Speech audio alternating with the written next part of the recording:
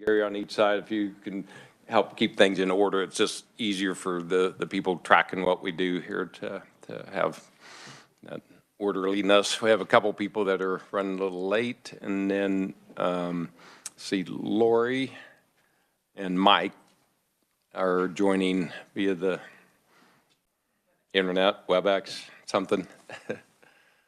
Morning. Good morning. And so welcome to the visitors. We have some agenda items that we'll get to: approval of the minutes and talk about the RFP and update from the Attorney General's office.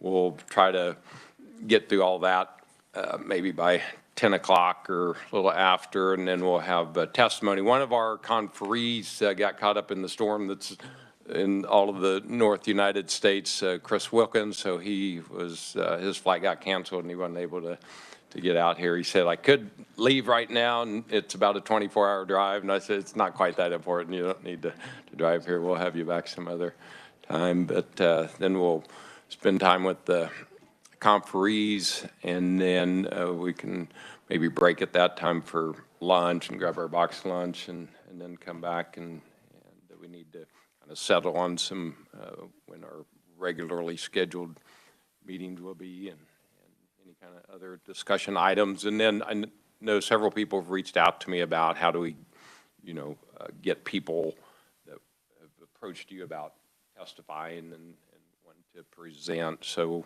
we'll talk a little bit about that, and we'll kind of get to that stage of our committee work, and we'll have a lot of that over the next 12 months or 12 years or however long it takes. So with that being said, the minutes have been sent out, and I will look for a motion to pass those minutes in a second. Robin moves. I'll second. Any discussion on the minutes? Seeing none, all in favor, aye. Aye. All opposed, same sign. All right, thank you. Well, Chris, I'll move to you. Have any update? And if you want to go to the podium, it might be easier for the people out in the camera land. Well, thank you, Mr. Chair. So the only updates we really have at this point are about the annual reporting process. We have no new recoveries for this month, and we weren't anticipating any new recoveries for this month. I believe we discussed last month the 5 new settlements that were announced by the AG's office, but I'll just briefly remind you of those. We have announced settlements with CVS, Walgreens, Walmart, Teva, and Allergan, which will add approximately another, I believe it's about another $90 to $100 million to our total, bringing our total expected recovery for the lifetime of the settlement to about $340 million. That is stretched still over that 18-year period. With respect to the sign-on process for that settlement, the participating cities and counties, which in Kansas there's about 205 participating cities and counties, have been asked to sign some additional paperwork associated with those 5 settlements. This is very similar to the paperwork they were asked to sign on for the first round of settlements, the Distributors and Janssen settlements. It does not impact their right to receive money under the Municipalities Fights Addiction Fund. This is just additional, what the defendants called their belt and suspenders approach, so that even though their claims are barred by from calendar year 2022, which really only includes the McKinsey settlement payment, and we just were asking, essentially, how did you spend those dollars? The vast majorities of cities and counties that have reported so far spent nothing in calendar year 2022. And that makes sense because the largest recovery they've received so far from the distributors, Janssen and Mallinckrodt, didn't come until January of 2023. So we anticipate next year the cities and counties will get involved in expenditures more, and the AG's office is fielding questions about how to deal with those expenditures. expenditures. For the cities that did expend funds, they largely spent money on smaller items like Narcan or other more first responder oriented expenditures, although a handful did spend funds on or transfer funds to either their drug court or some other agency within the city or county to address the opioid and substance use problems in their communities. That's all I have, so if you have any questions, I'd be happy to answer them.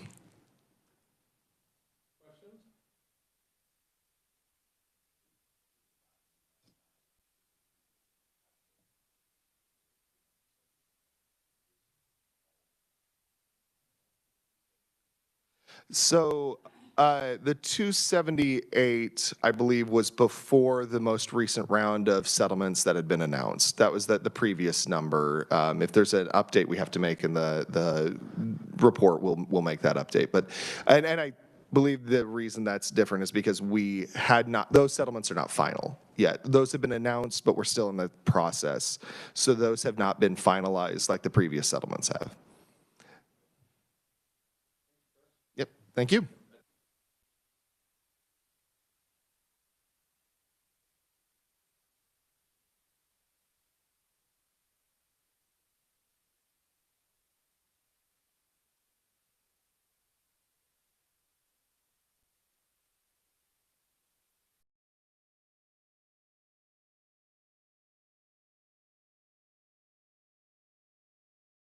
Oh, yeah. That was the other thing I was going to remind everybody. Better remind myself. So that way, you know, in here, it's small enough crowd, our voices, but out there in Wonderland, they can't hear us. So try to remember to turn your mic on.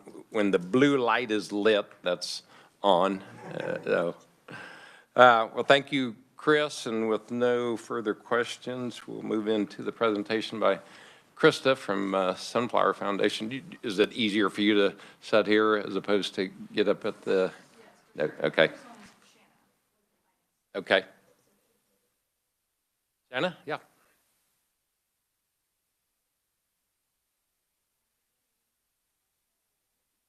CFO with Sunflower Foundation. Thanks for having me this morning. I just want to take a moment to thank you all for the opportunity to be here today. Also, on behalf of Sunflower, we just want to say, you know, we appreciate the partnership and the opportunity to work in this administrative supporting role to the board.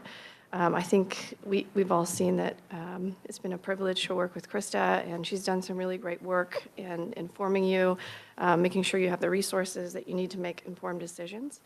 That said, we do want to report on our expenses incurred for 2022. So it's for the period of July through December of 2022.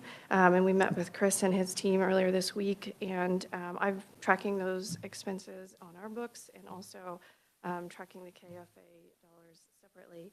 And from July to December of 2022, we've incurred $83,300 in expenses.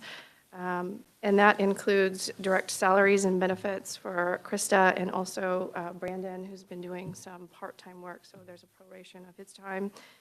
Some staff training, a little bit of supplies, and then we're also managing the grants management system, so there's a proration amount for that in there as well.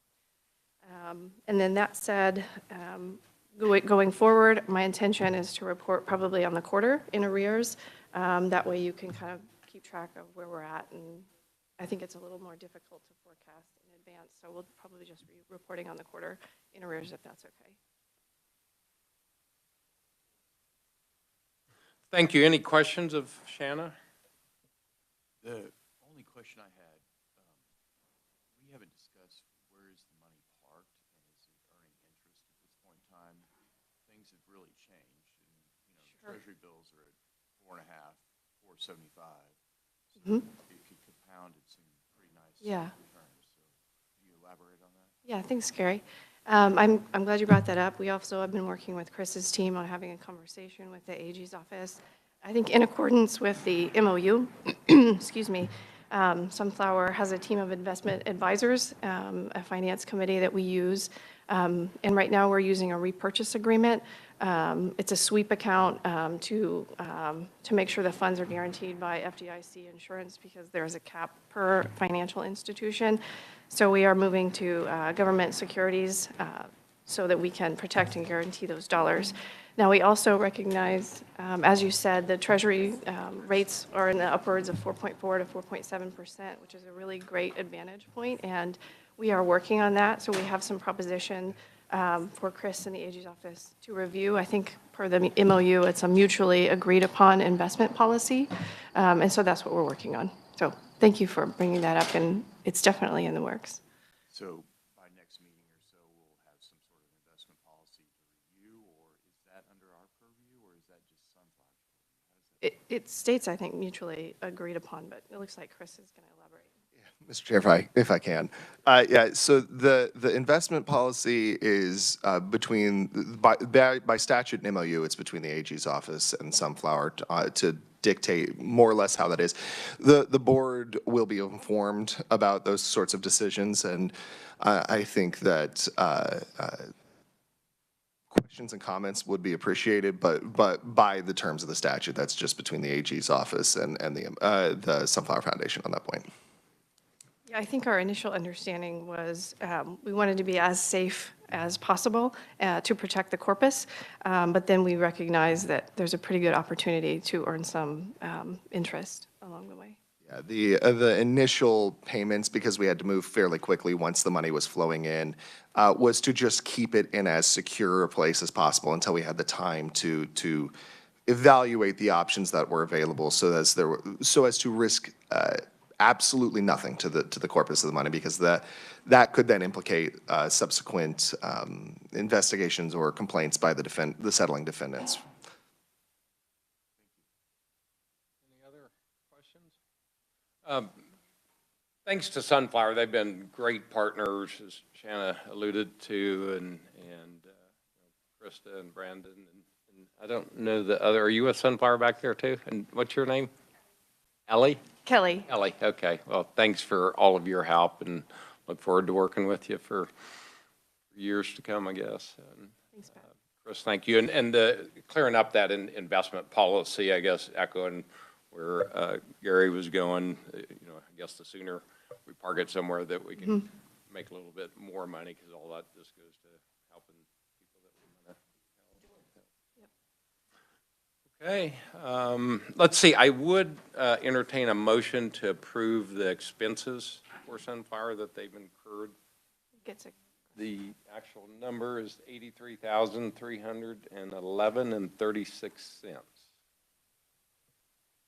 I think we need a grant. Is it a grant? Yes, Mr. Chair, it would the mechanism would be that you need to grant Sunflower that money so they can then draw down from the accounts that they're managing for those particular expenses. So I'm not sure if how exactly you want to word that, but it does need to be in the form of a grant. Keith, did you want to offer that? Sure, I'll make a motion that we grant Sunflower expenses of $83,000 as previously mentioned. I'll second. Sandra, any further questions? All in favor? Aye. Same sign for disapproval? All right, thank you very much. Thank you. Mr. Chair, Yes. I wonder in the future, could we actually receive that as a part of the report? The expenses? Yes, Yeah, in sure. advance. Yeah. We'll So, try I to mean, I'm sure it's not an issue. Yeah. Could we get that in our packet? Absolutely. Thank you. I think just, compiled, and then if we have any questions, if we want it broken out or have any questions. All right, moving right along here, we have the annual report that was sent out, and I believe both Chris and Krista will be going over that, so I don't know which one of you want to go first, but go right ahead, Krista. Thanks, Pat. You can hear me okay. I know I'm short. So you all received a copy of the annual report. It just goes over, our future annual reports will probably look a little different, but I went ahead and added some background information just so that if somebody doesn't know anything about the opioid settlements, they have at least a little bit of information as background to start, and then went into the actual act and how it's split between the Kansas Fights Addictions side and the municipalities Fights Addictions side, so kind of outline that piece there. I put you all in there under the Kansas Fights Addictions portion, so showing who all is on the board.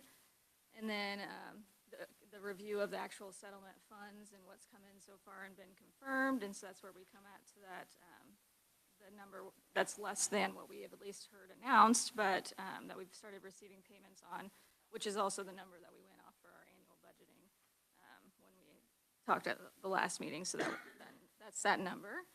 And then the expenditures that were made, so all of the dollars going out through the municipalities and some of it only going out in 2023. We wanted to make it, since a lot of the payments went out in 2023 and we hadn't really done much until 2023 either, we put a tiny bit of information about January just so that it didn't look like we didn't do anything. So it has a little bit, just January information in there, and it's other than just 2022. Oh, still quiet. Okay, thank you. And so then I just went into the grants approved, so talking about the administrative grant for the OAG, the needs assessment, those kind of things that you all already approved. And then the board activity, and then our kind of compliance statement from our board chair. So that's what the annual report is. And then Chris, do you want to add anything? Yes, I would add that, and I'm not sure that I fully answered your question earlier, Gary, about the difference here, but the reason we indicated 278 is that's how much we've actually had a judgment that's given us that award of $278 million. The remaining settlements will have a judgment in 2023 and would be reported in the report we submit in 2024, if we're thinking that far in the future. Other than that, I agree with everything Krista just said. I anticipate our reports in the future will be far more detailed once we actually have grants that are needing to be reported on. This style of report, I think, gives sufficient information, at least about the 2022 activities, with the small exception about what we did just at the beginning of 2023. I believe that once we get into this process of this annual reporting process, we will probably have a better idea of what questions the report needs to answer and to be able to anticipate those types of questions. But for this first round, I think this will likely be a sufficient amount of information. Of course, if there are other questions, especially from the legislature, the AG's office is more than willing to field those types of questions to the extent that we can answer them. Questions of Chris or Krista? Part of the reason I asked that question was the 278 doesn't match the 198 plus the 46. And so, and I'm not hung up on that, but if this goes out to the public, like, how do we talk about that delta? I'll clarify on the 198 versus 46. So 198 is the ones we've started receiving payments from. So those 4 have started paying out, and they've paid out the 46 to date. And so that 46 is just what we've received. The 198 is the total of all of those settlements we've started receiving payments from. So the actual, like, they're in process, we've already received dollars, they're set kind of thing. No, but I think I see your point, Gary. I will, with no, you're fine, and I'm an attorney, and math is always dangerous for me. So what I'll do is I will reconfer on that specific number on exactly how much we have achieved in settlement. To remember, because I know that there were periods where we were announcing things at slightly different rates.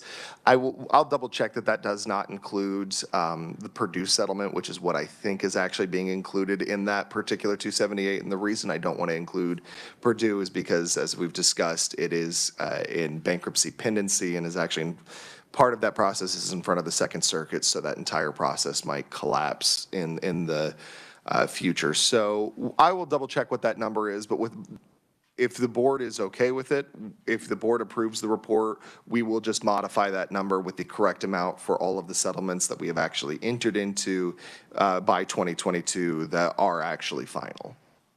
I think we all recognize it's very fluid.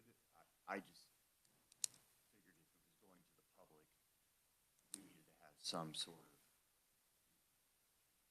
explanation of that delta. Yeah, and I think that's a very good point. So we'll get that particular question addressed, and we before this is submitted to the legislature, to the governor's office, and this is a separate point I'll address here in just a second, to the AG's office. We'll get that number corrected to exactly what it is. I didn't catch that before, so I appreciate that call out. Yes, I wonder if maybe instead of saying total amount anticipated, maybe total lifetime amount anticipated, so that individuals don't believe that it's the total amount that we anticipated this last year, so that they know it's set over X amount of years. Just a thought. Yeah, that's a good point. Because I've had conversation with a couple legislators, and how much money do you have? And how much have you spent? That's basically what they're interested in, so. One point on Mr. Chair, if it's okay, one point on the submission of this, the mechanical submission of the report, because the AG's office is one of the recipients of the report. Chris and I were trying to figure out who would mechanically submit the report. I would propose, Mr. Chair, that you would maybe just email the report to the 4 entities that you were supposed to email this to: the governor's office, the AG's office, the Speaker of the House, and the President of the Senate, once we have the final minor edits added into the report.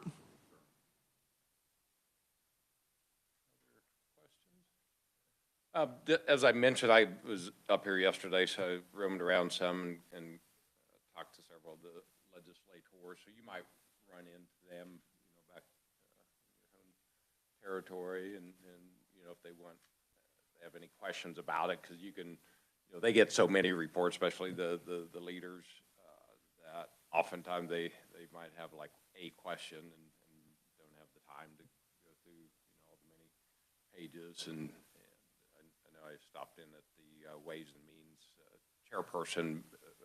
She had a question earlier in the week, just, where's that money at? And so, it took me about 30 seconds to go in and say, okay, we've got the money. We haven't spent any of it per se, and we're in good hands, more or less. So if you get any questions from your representative or senator out in your area, feel free to let them know that we're working on spending the money to help save lives and save families. So I would entertain a motion subject to confirming the numbers that will be displayed in there for us to submit the report as presented today. Second that motion. Gary first, Sarah second. Any further questions?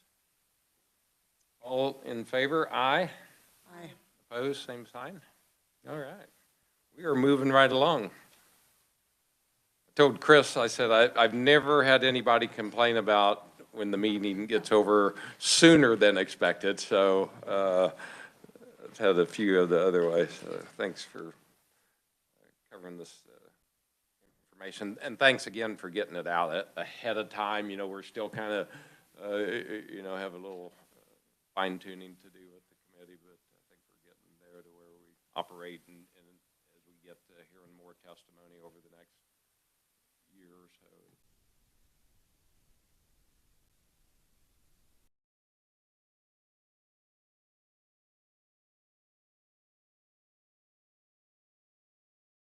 We might take a 5-minute break here, and then we'll reconvene and get into the testimony. Oh, the RFP. Well, I back up. This might take a little bit of time, even though I know they've been working on it. So thank you for reminding me not to skip over number 6. So Krista, do you want to present? We've talked about the RFP last time and what we wanted in it. And I know there's been a lot of diligent work done on the RFP. So if you want to go ahead and at the end of this time, we will take a motion to approve this RFP and get it out. I think our plan is to get it out by the 1st of March or thereabouts. So, Krista? Yeah, Thanks, Pat. We moved it back slightly just to March 6th, just to give us extra time if we needed to make revisions or anything based on this meeting. Instead of doing it next Wednesday, we'd only have a couple of days to do that, so we'll do it the following Monday, March 6th is what we put in here. So I'll just go over what we revised based on our feedback from the board last meeting.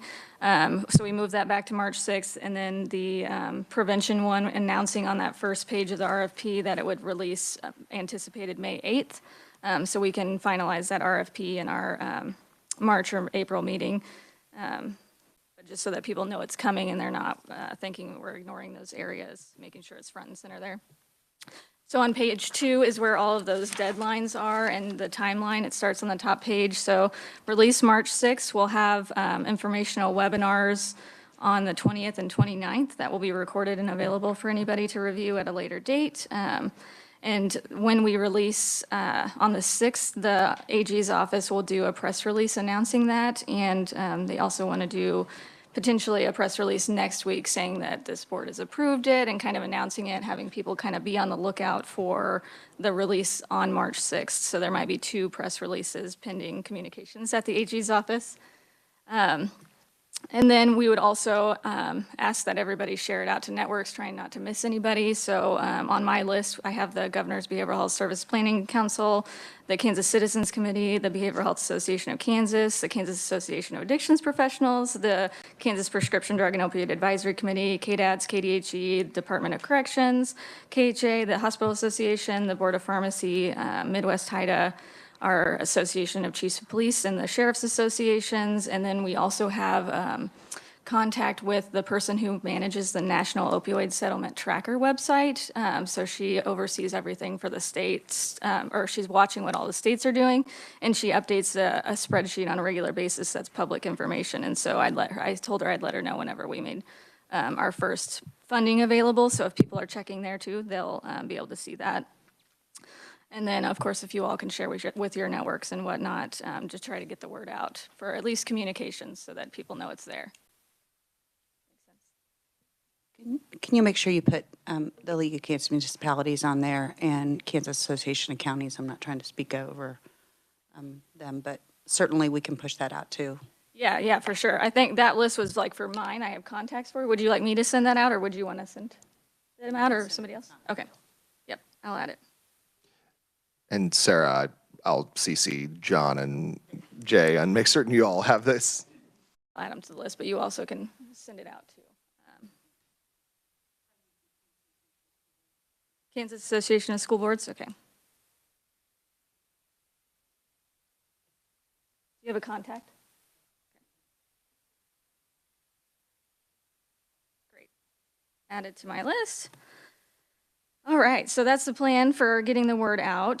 So as I mentioned, so we'll have the informational webinars on March 20th and 29th, where Chris will do an overview of the opioid settlements just to give some background information. I'll go over what's actually in the RFP and frequently asked questions, those kind of things. And then we'll have Kelly, who you met earlier. She'll go over kind of how the online application system works and all of those kind of things, working them through those technical pieces.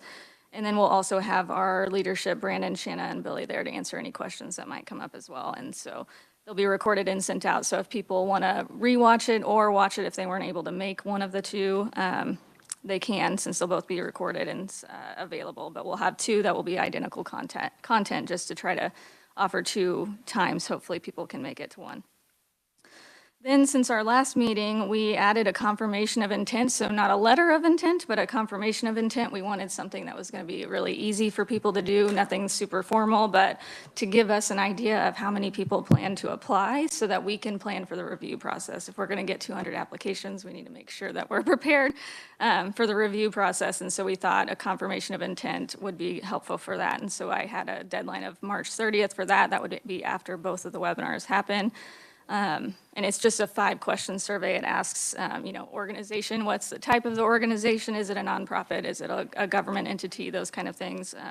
What strategies they think they might apply for, and additional comments. So it should take them 2 minutes or less to fill out, but just something so that we have a heads up and we can plan for the review process. And And then we have the application deadline, so closing of April 28th. That's about 8 weeks. Hopefully that's a long enough time. The application shouldn't be too difficult either, so hopefully that will be sufficient for folks to get everything they need completed in time. So then from May 1st to May 11th-ish, we'll be doing an internal review of what comes through to make sure they're complete before they are assigned to reviewers. And then we'll have reviewers that will all use the same scoring rubric that you saw in your email and your packets. So in the past, Sunflower Foundation's had 2 reviewers per application, and then we have a full team discussion of all of the reviewers where we come to consensus on scores and we talk about every single application. Typically, that's 1 to 2 days, depending on how many applications we get. And we assume that kind of meeting would be, the consensus meeting would be around June 12th to June 23rd, and then we would do our internal kind of due diligence to make sure that we have all of that all that information, all of our ducks in a row to then present to you all in the August meeting. And so I think we are still outlining what the review process will look like, and hopefully we can go over that in our March meeting so we can talk about that in further detail, but that's kind of what we're thinking it might look like. And then we'll obviously have summaries and different reports and stuff, different ways for you all to look at those applicants and how they were scored, and we will just present the information in different ways for you all to look at, but we won't recommend who we're saying, like, you should recommend a score of 79 or higher or anything like that. That will be all on you, but we'll try to present it in multiple ways that will hopefully make it easier for the decision-making process, especially if we get a lot. I know no one person can probably review 200 applications for volunteer board members, would be my guess. So we'll figure that out. So yeah, we would then talk about it in the August meeting, and then we would notify those selected awardees from you all. We'd notify them around September 1 is our goal, and we're hoping within the month of September we would have the letters of agreement executed and whatnot so we could start initiating payments after that. So that's kind of just all the timelines at the beginning of the RFP. We have other revisions that we made based on our discussions at the last meeting, so I added in the $3 million total funding available that you all set, and then the ceiling of $200,000 in around 12 months of a period of the length of the project. And I also added where we mentioned the grant term, some exclusions may apply, that kind of language of if they do have to have an extension because of, staffing or something comes up, that we have that flexibility like we discussed at the last meeting. And then I revised the strategies that are on page 3 and 4, as we discussed at the last meeting. I also revised all the strategies from prevention as well, based on discussions, but they're not in here since this is just the treatment RFP. But you'll see number 6, 8, and 9 under treatment were revised. So we added in the individuals discharged from hospitals into 6, and then number 8 and 9 were their own new recommendations, so increasing coordination of care across the continuum. I worked with Jason and Sandra on that one, and expanding access to adolescent treatment services. And then we also added that into recovery as recovery services for adolescents. And then we separated treatment and recovery, so recovery has its own section now. And I just took the standing recommendations that mentioned recovery, and then we added expanding the recovery ecosystem, as Lori mentioned at the last meeting, and like I said, the adolescents recovery services. So those were the strategies that we revised based on discussion last time. Any questions at this point?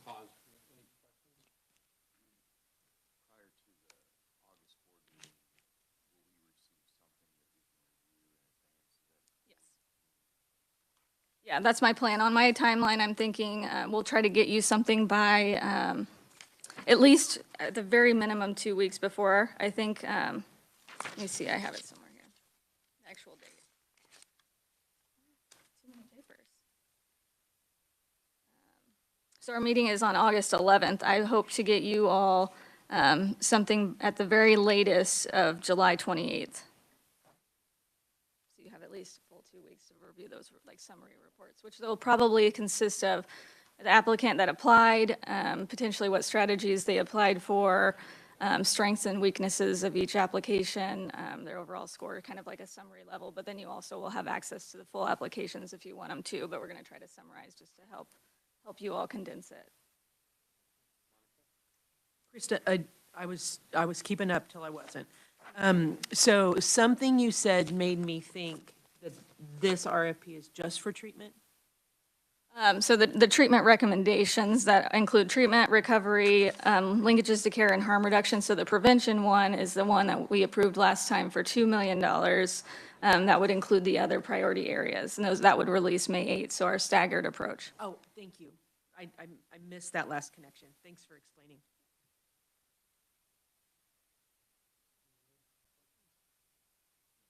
I guess I was just thinking as I was reading this material that application dates due early in the spring, and we don't make a decision till fall. Seems like a long time to wait. And tell me about the process there. Yeah, I agree. And I prepared for that question because I thought the same thing.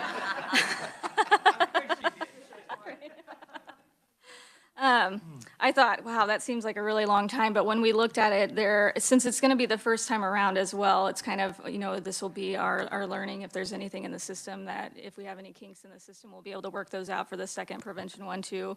But just in case for those kind of things, and then in the anticipation of receiving up to 200 applications, that could take a really long time to review. And so internally, we'd have to review for completeness first, and then we'd have the review committee that would have about a month or so to actually review themselves, and then we would have to do internal due diligence of financial stability, those kind of things.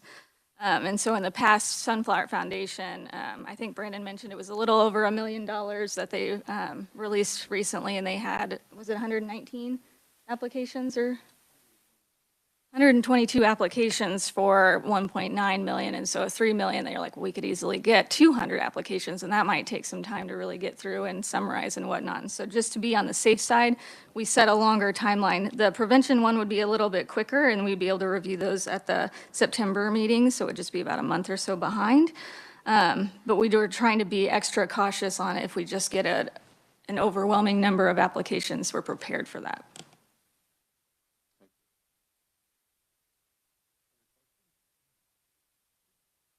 You said that last meeting that one of the entities that is responsible for paying out wanted to do so in naloxone rather than cash. Is that a realistic possibility? So thanks for that question, Keith.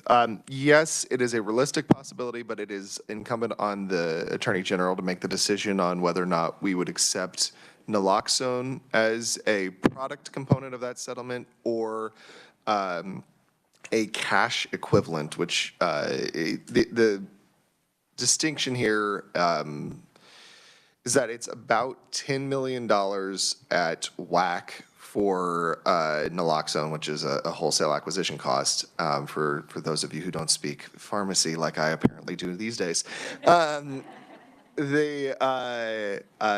about $10 million of naloxone, which would equate to around 18,000 doses, I believe, over.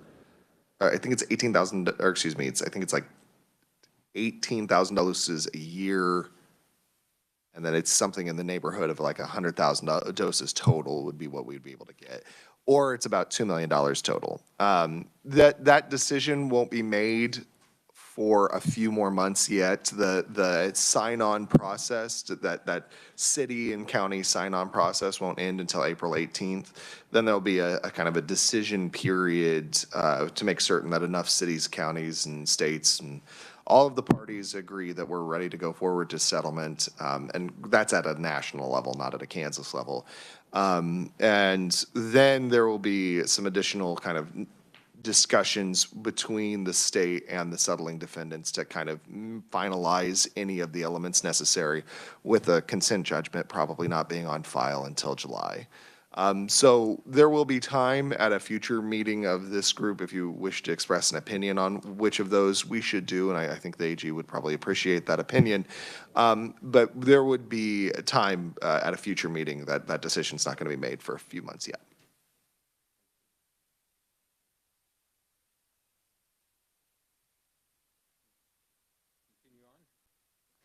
All right, thanks, Pat. Oh, Lori has her hand up, it looks like. Lori, you have a question?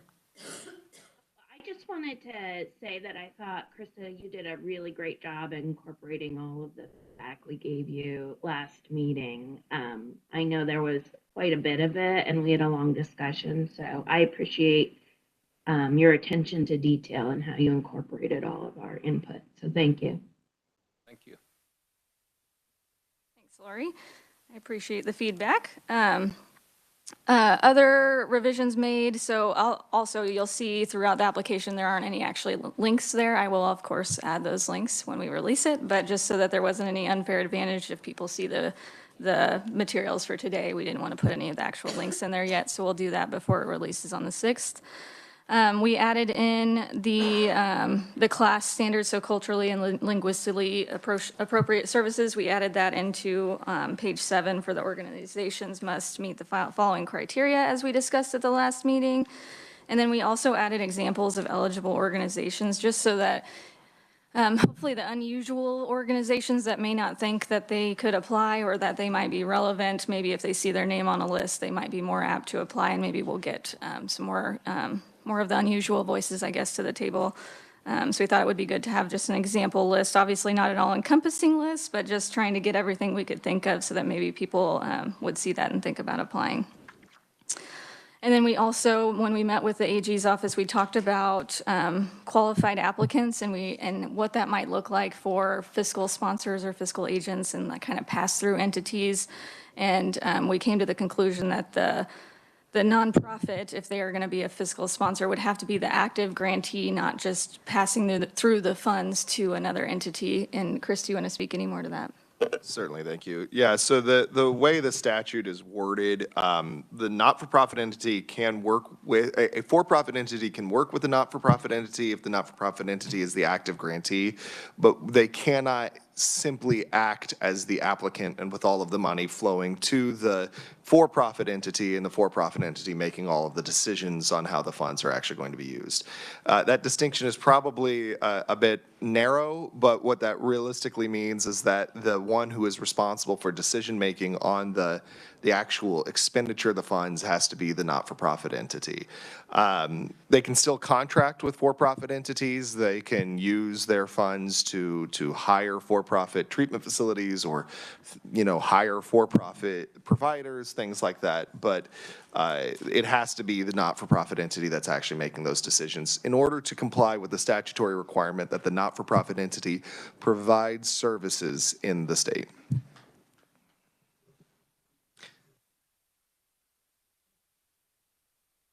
Seeing no questions, I'll move on. We also added in the indirect rate we discussed of the max of 10%, so I added that language in there. And then in the draft copy that you all received on the frequently asked questions on the timeline, for reviewer timeline and where the question of how long will reviews take, the previous state didn't include our internal due diligence required timeline, and so we changed the date. It's actually May 12th through the July 14th, so that was more of the reviewers should be done by then, but the internal still will take some time so they see that more reviews will be happening, and that's why we probably won't be able to get to it until the August meeting with this board. I guess if we get it done sooner, that's great, and we'll keep you posted on timeline, but we wanted to make sure and add in as much time as we think we could possibly need, rather than going back and then saying we have to move deadlines back and whatnot if we get so many applications. And then the prevention would release, like I said, May 8th is what I've set on there, with webinars around the 18th and the 24th, somewhere in that window. Reviews would be through August, and then ideally we'd be able to get you guys something for the September meetings. So August and September meetings would be longer, focused on just application review kind of meetings with you all. And then I did also revise those prevention strategies, as I mentioned, from the meetings we had last time. So I don't know if you guys want a copy of it or not. It's just the list with the words in red that I added or changed based on discussions we had. So the first page there's the treatment ones that you saw in the application with the reds of the ads, and then the preventions on the back page. I wanted to at least let you guys know that those are also updated since they're not in the RFP, but we talked about them last time. So under prevention strategy 1, we added the word resiliency after overall health and in between health and wellness. And then among all ages, making sure we're calling out children, youth, young adults, like so that we have the language about children and youth in there and then adding additional ones in there. And I met with KDADs and talked to them about this as well, and they said it's really important to include parents and caregivers in these kind of things too, because that's a gap. And so I added them in there as well with KDAD's recommendation. And then prevention number 3, expanding implementation of school-based programming. I added and other prevention programming targeted to children, youth, and young adults, as we discussed at the last meeting, and to make it more open so that if there's like boys and girls clubs or other kind of programming that's not technically school-based, it's not limiting that. And then number 8 was new. I think that came from Monica, at enhancing partnerships between our providers and our prevention entities. And so I added that there. And then under providers and health systems, instead of saying women of childbearing age on number 8, we changed that to people who can become pregnant. And then I highlighted number 10 about the data waivered providers, as that data waiver is going away. So we'll probably have to revise that before we release RFP, just because they won't need that anymore. But those are those revisions, so you're up to date on that. I think that's all I have on the RFP.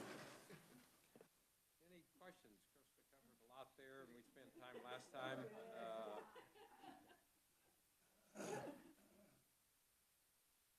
So I believe we'll look for a motion to approve this RFP. I'll second.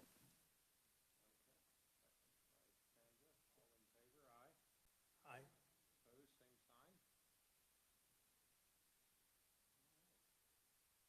Thank you, Krista. Thanks. I know you had other staff helping you out. So thanks to Sunflower for putting that all together, and your explanation of the time, at least to get the first monies out. That's very acceptable, and hopefully it goes off without it. Yes, you have lots of experience at it, but being the first time, might be something that comes up, and then we'll streamline the process as we go along. I think we'll get lots of practice at doing this. We have lots of money to get out the door.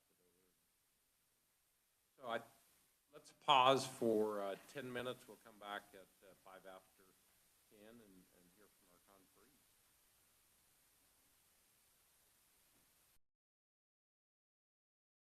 Wonderland, we're going to pause for 10 minutes and we'll resume at 10:05.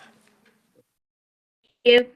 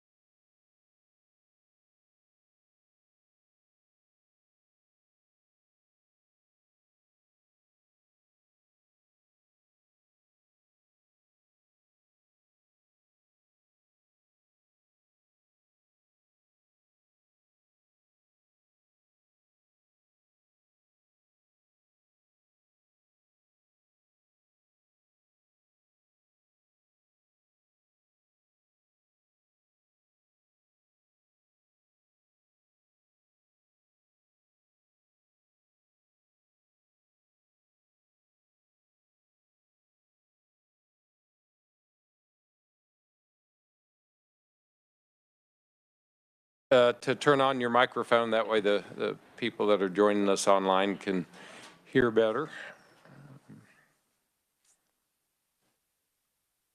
So we'll bring this meeting back to order. Thanks again. Thanks for all the guests being here. There are materials over on the desk over there if you haven't got them to follow along.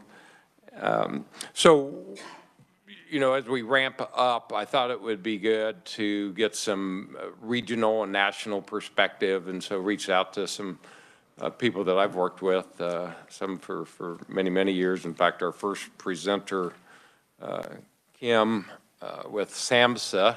Kim, come on up to the microphone here. We trying to think, it's been at least 20, maybe 30 years, I don't know, that we cross paths. You know how life is, you just cross paths with people, and it might be one time and that's great, but then, you know, you keep intersecting, and Kim's like that. I think we first intersected at a gambling addiction conference at Rock Springs, south of Junction City, and I don't even know how we bumped into each other going down the hallway or something there at Rock Springs. And from there, we've worked on projects together. She's been a great resource for me, the time I've spent, you know, in the legislature, as well as, you know, in the substance abuse world, and now she's in a great position to help people with her, I don't know exactly what your title with SAMHSA, regional manager, something. You can give all that, but anyway, welcome to the committee, and Kim's gonna give us some of her perspective, and then we'll follow up with Kristen and Leah from Shatterproof, who's an organization that I actually became acquainted with through Gary, who serves on their national board, and that maybe was 5 years ago, and they've done a lot of great things in a short period of time. So I appreciate you taking the time to come here and present. So, Kim, it's all yours. Thank you. You have your microphone on? Let's see. Blue. Now it's hot when it's red up here. Just, I can hear it's hot. Hi, everyone. Kim Freeze Nelson, you might know me as. I just got married. Yay. Thank you. It's awesome. And thanks for the warm welcome and introduction. And anything that Pat asked me to do, I just do. So I just maybe a little bit of history about me. I know most of you, many of you. And in addition to kind of work, I worked in the community for many years. That's how I started this work with addiction services. I'm a licensed addictions counselor.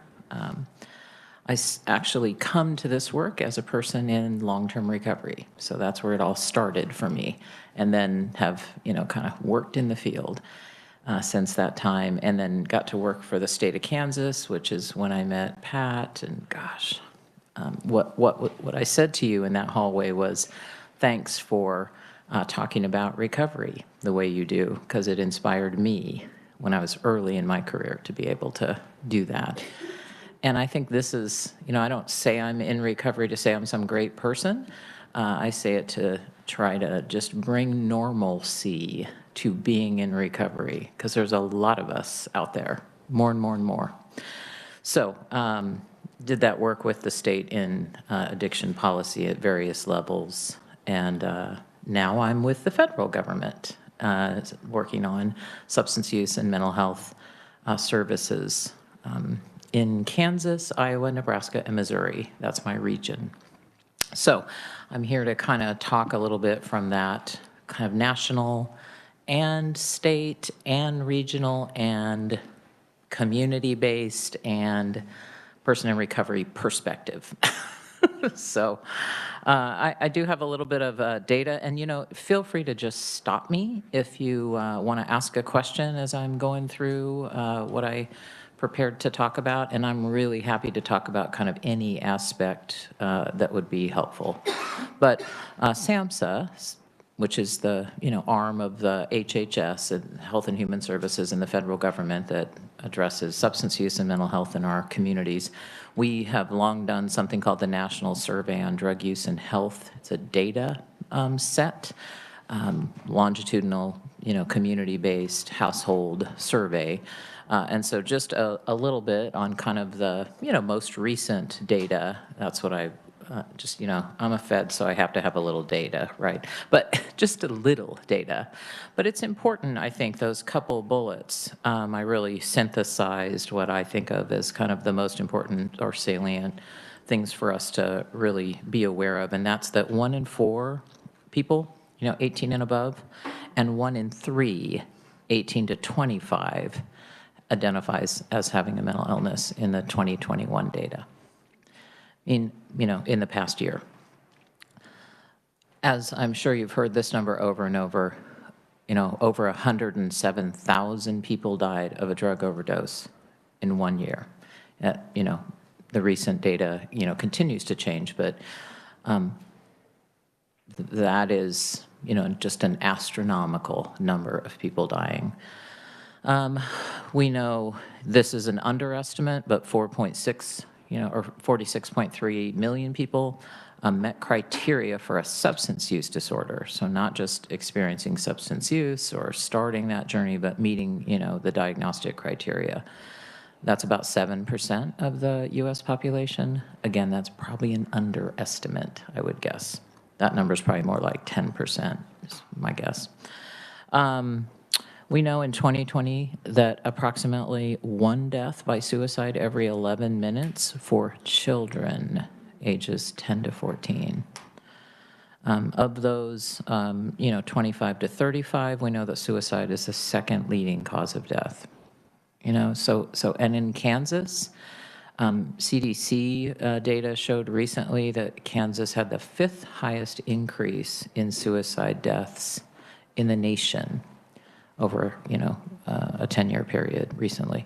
So, we're not immune to any of these statistics, unfortunately. These are our, family and friends and community members that are dying. So we also know that mental health and substance use issues disproportionately affect people, communities of color, high risk and vulnerable populations of various types. Our data also showed that 7 in 10 adults who had a substance use problem considered themselves to be in recovery and or recovering. So we are, hearing and seeing more people kind of on that recovery journey, and that's really good news. 2 of 3 adults with mental health issues considered themselves to be in recovery. So at SAMHSA, our mission really centers around these issues. We lead public health efforts and service delivery efforts to promote mental health, prevent substance misuse, provide treatment and recovery supports to foster really resiliency and, equity and better outcomes for folks. That's our mission. How do we do that? Really, we prioritize preventing overdose by addressing substance use and substance use disorder, enhancing crisis care. These are our priorities kind of this year based on our data. So enhancing crisis care, including suicide prevention. I'm sure everyone here knows about 988. Yay, 988. So really trying to, grow from being able to just have someone on the phone that you can talk to, which is what 988 gives us nationally. Anyone, anywhere, anytime. Call that number, have someone on the phone that's trained that they can talk to about a crisis situation. Growing that into an entire continuum where if that person needs someone to respond, besides just talking on the phone, we have someone that can respond, maybe in a mobile way, just depending on the community. And then if they need maybe some further kind of stabilization, that we have a place they can go in our communities. So we're working on all of those kind of components of crisis care. We look at how to best integrate behavioral health into physical health, obviously. Where we want a system that wherever somebody shows up, they can get what they need, whether that's a substance use service, a mental health service, a physical health service. You know, we know that people with substance use and mental health conditions die earlier than other folks, and that's not necessarily because of their substance use condition, but it's often because of the physical health condition that is correlated. So we need systems that can address all of those pieces. We talk about that as integration. That doesn't mean that we lose the specialty care that is substance use or mental health services as, you know, we integrate into physical health care. We need all of it, just like we need specialty care on the physical health side. And then we have a large focus on youth and family well-being right now. You know, we know that families are continuing to suffer. The pandemic really exposed a lot of that and probably made it worse in some cases, of course. So how do we do those things? We do those things by kind of looking at workforce. That is, you know, just a huge issue. I'm not telling you anything you don't know because you're employing people. So, you know, the workforce is really at a crisis stage as people are, you know, retiring and doing, you know, other things because the work is hard, you know, in our education system, for instance. And, you know, we just have got to do everything we can to kind of focus there. We infuse principles of recovery and equity and trauma-informed practices kind of throughout our priorities. So that's what we do at SAMHSA. And as I'm sure you also know, the Omnibus Bill or the Consolidated Appropriations Act that funds the federal government was signed on the 29th of December, and that gave SAMHSA our budget of $7.5 billion. When I started with SAMHSA, our budget was $2.5 billion, and that was in 2015. So, and now we have a $7.5 billion. That was almost a $1 billion increase. 970 million. So our budget at SAMHSA has continued to increase year after year, really just kind of showing that the country recognizes the crisis that we're in. And so just a few highlights from that Consolidated Appropriations Act, because what you're doing here is part of a larger system of behavioral health care. What the opioid settlement funds, you know, offer is how do we kind of look at that larger system and how it's funded and really optimize all of our funding. So one of those highlights is one of the ways that we fund substance. I'm going to kind of focus on substance use disorder care for most of the rest of what I'm talking about. But, you know, the primary way, in fact, that we fund substance use disorder care in Kansas and in many places, especially places without Medicaid expansion, is through what's called the block grant. So that block grant used to be called the Substance Abuse Prevention and Treatment Block Grant. In this most recent Appropriations Act, that title was changed to Substance Use Prevention, Treatment, and Recovery Services Block Grant. That is huge news. Yay. You know, these things take like an act of Congress, right, to get changes like that made, literally. And so, you know, so renamed and reauthorized, and we got an increase of $50 million on that block grant. So that's not a huge increase, but it is an increase. Additionally, it includes provisions for states to start measuring recovery support services. It's one of those areas that we're just seeing lots of growth in and need to continue that. So also some updates to data and reporting and kind of needs assessment. So that is the news about the Substance Use Prevention, Treatment, Recovery Services Block Grant. There's a part of that Appropriations Act that talks about treatment for opioid use disorder, and Krista already mentioned the data waiver. Not will be eliminated, not going to be eliminated, has been eliminated. So right this minute, as of, you know, the end of December, prescribers can prescribe medications for opioid use disorders with no specialized waiver. We used to call that the X waiver or the data waiver, and that is not needed any longer. That's pretty big news. What's been kind of added, the DEA, you know, prescribers need to get a registration through the DEA if they're prescribing controlled substances. They still need to do that, of course. And when they do that, they will receive, 8 hours of training. All prescribers will receive 8 hours of training. And that's at, the time they get that registration and at renewal, which can be anywhere from about 1 to 3 years. So SAMHSA right now is working with the DEA on creating the kind of training, what that training will look like, who will do that, how that will happen. The DEA will actually do the enforcement piece of that. Important to understand that as you start looking at, what you'll be funding. And then there's the excellence in recovery housing part of the appropriations. I'm just calling out just a couple pieces of this. If anybody wants a real deep dive on the Appropriations Act, just call me. But, or Gary, maybe. Nope, not Gary. So just, as you consider opioid settlement funding, focusing on the substance use disorder system of care, I think that it may, so that's that, I don't know, that system of care has been very fragmented in general. We have this, scarcity that has always been part of our system, not enough dollars to do the treatment work that's necessary, let alone the recovery work that's necessary, let alone the prevention work. We just have been operating in scarcity. We now have, a substance use block grant that we've always had. That used to be the only thing we had, really.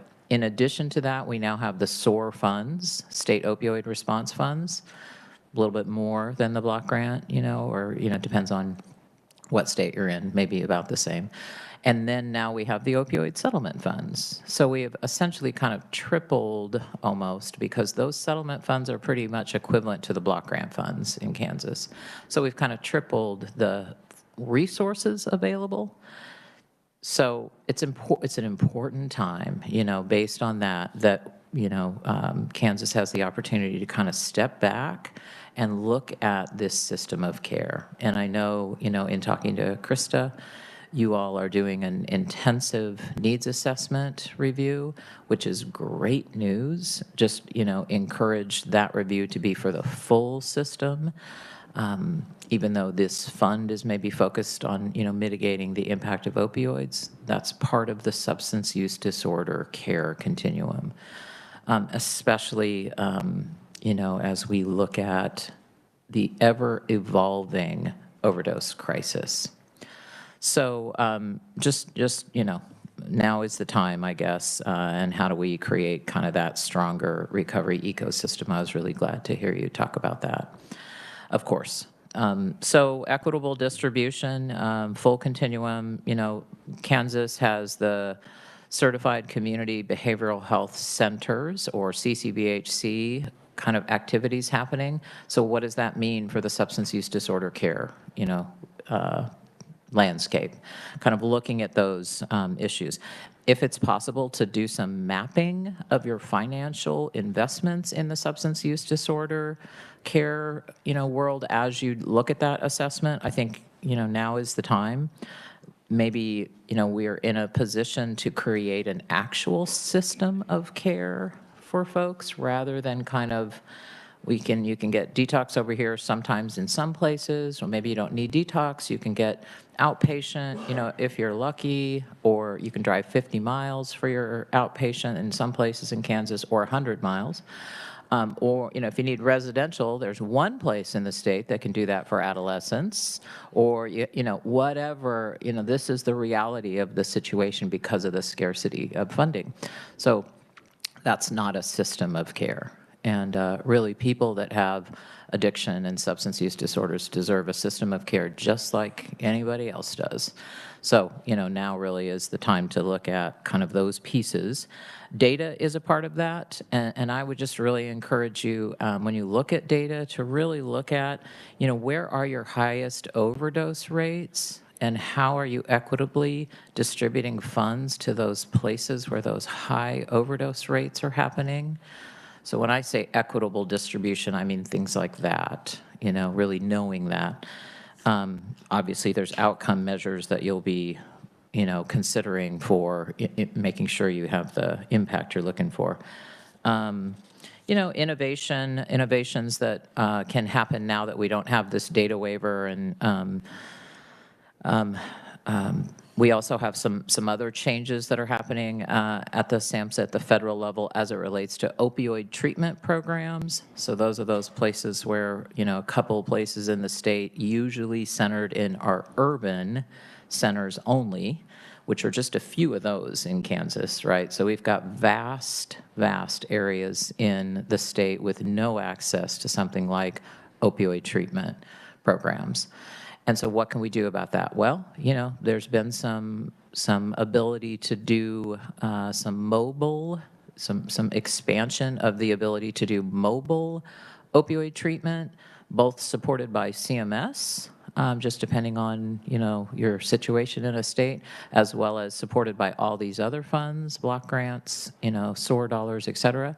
So mobile, in addition to mobile, kind of looking at a medication unit kind of model, which the state of Iowa, right next door, does a really great job of the few OTPs they have in urban centers, partnering with substance use disorder care treatment programs in various rural places in their state to become a medication unit, which then allows them to provide methadone services for folks, in more rural areas. And then on top of that, if you can have a mobile unit that maybe travels back and forth from that medication unit, then maybe you can look at, getting more equitable distribution of treatment for, folks that need that level of care. Of course, lots of possibilities with prescribers in all the places that have treatment now being able to prescribe buprenorphine. Really, that's what was, expanded.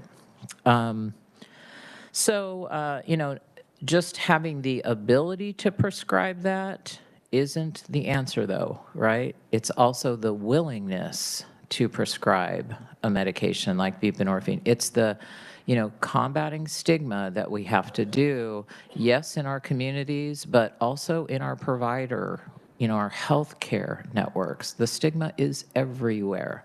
So helping, figuring out what is it that's going to help address that stigma in XYZ place, in rural Kansas versus urban Kansas. And then, looking at how, we can enact activities. There's been, of course, work done in all of these places, small kind of amounts here and there, but, continuing to look at how we can help people feel comfortable with prescribing these medications. The 8 hours of training that they'll get, through the DEA registration may not be enough to help someone feel comfortable with prescribing, but we can help with that. Anyway, other things to consider around medications for either opioid use disorder and alcohol use disorder. I don't want to leave out alcohol because we know that's a, tremendous problem that folks have, in addition to all of the kind of illicit substances. So other things to think about there, CMS is entertaining kind of the ability for states to allow folks that are incarcerated to have Medicaid for about 30 days before they get released. That's a pretty big deal because that reentry group, really, there's a lot of crisis that occurs in a reentry situation. So being able to, be eligible, at least for the folks, in Kansas, which will be a small group, but at least there is, that possibility happening, that change happening to support someone who needs, extra services like our folks need as they're moving from, a facility into the community. Also figuring out, are there ways to support medications for opioid use disorder or alcohol use disorder kind of services inside incarceral settings, in jails, in, state facilities, et cetera. That there tends to be, places that are open to doing that, willing to do that sometimes, but they have needs for, maybe kind of, I don't know if you want to, just upfront costs. There are some upfront costs associated with the ability to do that. So that's, another area to kind of think about in addition to mobile, and how we might improve kind of reentry. Housing, lastly on that MOUD before I move to housing, and that is that folks are looking at how do we get care, substance use disorder care, including medications, needed into nursing facilities, long-term care, assisted living rehab facilities. We have folks that, are suffering in those settings. And, rather than create, another standalone, 1 or 2 nursing facilities or assisted living facilities in the state where all those folks go, figuring out how to integrate services into the existing network of long-term care is, another needed kind of focus area. And then there's housing. So some people with substance use disorders need supported housing. They need support and housing in a supported housing model. Other folks need, a place to just kind of land and get their feet on the ground. That might be a respite housing type situation. Some folks need recovery housing, of course, kind of a longer term ability to stay with other folks in a social model of recovery housing. Huge need there. What we're seeing in other places is what I'd call maybe harm reduction housing, which is kind of a respite level of care. And so I just visited one of these in St. Louis where, on the ground floor, it's the recovery housing, 18-bed facility. On the top floor, it's a respite level of care, 18 beds. And so that is where folks can come, and have a safe place to live as they move toward a recovery kind of situation, whatever that means for them. So it's this combination of, and speaking of that, kind of how we incorporate harm reduction into what we do. It's the meeting people where they are, but not leaving them there aspect, and how, because the substances are just becoming so much more dangerous. Our old mentality, we've talked about this many times, old mentality of, waiting for someone to get ready. Somebody has to be ready. They have to be willing to get sober, right? They have to want it. Well, if we wait for that these days, 107,000 people annually, are dying while our systems wait for them to get ready. We have to change that mentality. We have to evolve. And that's what harm reduction gives us, the ability to kind of reach out to people who are using drugs, to families who have people who are using drugs, to, anyone, and kind of bring them in, kind of with love, with care, with compassion, to whatever level of service might help just keep engaged with them. Maybe they need some basic necessities. Whatever that looks like, being able to engage with people and stay engaged with them is the answer. And how soon and how we do that really is kind of what we talk about when we're talking about harm reduction. Recovery community organizations, kind of investing in capacity in our peer support system that can really contribute to care transitions. There's recovery capital scales. There's this great recovery-friendly workplace. So, figuring out what are the recovery supports that really make the difference for someone. So is that housing? You bet. Kind of hard to be in recovery when you're not housed. Is it also maybe a supported employment environment? Yeah. Does having some kind of purpose-filled activity help, with recovery? Absolutely. So Missouri, another neighboring state, has implemented recovery-friendly workplace initiative. So this is through University of Missouri. They just had kind of their first award to a work environment, in collaboration with the Chamber of Commerce in Kansas City, Missouri, to this place called Ace Pipe. It's a, construction group of mostly guys, some women, that have their agency has been designated as a recovery-friendly workplace through this initiative through MU and through the Extension Office. So they've met certain criteria that mean the folks that work there come into an environment that talks about recovery, has support for recovery, has guys that work there that are in recovery and talking about their own recovery. And basically they say, we just love people. That's what they said. These guys, these construction guys, we just love people and we give them whatever support they need, and they come into this environment and, they are, we're all equal and we're all here to help each other. And it was very powerful they also just, they work with an organization in the city that helps guys as they get these jobs, get their felonies expunged also. So, just models like that really support people in whatever, work they're doing that supports their recovery. I talked about incorporating harm reduction. One of the things that really helps to build capacity for harm reduction is a partnership between behavioral health and public health. Public health has been doing harm reduction, HIV days, plus STI, plus, you name it, that they are really, they have great resources for harm reduction. And so being able to partner at that level and maybe even implement, Iowa is doing this, they have work groups at the state level that are behavioral health and public health that are focused on harm reduction for substance users. And so they're infusing that from the state, kind of on down. And really, in our case, how do we focus on, the harm reduction in rural America? That's going to look a little different than it does in urban settings. But we have to figure that out. And this, naloxone saturation. I heard you talking about naloxone. Just FYI, this is, I literally was on a meeting yesterday where someone was saying, I had the weirdest situation. Somebody came to me and they had hundreds of thousands of doses of buprenorphine that they had gotten as part of a settlement, and they couldn't give them to anyone. They couldn't use them, and they couldn't give them to anyone.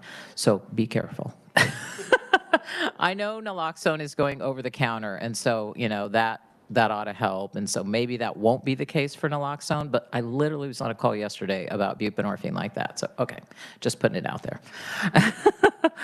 But naloxone saturation is really important. It's more than just, yes, our first responders need to be handing out naloxone. Yes, treatment providers. Yes, our schools. Yes, our jails. Yes, our, everybody.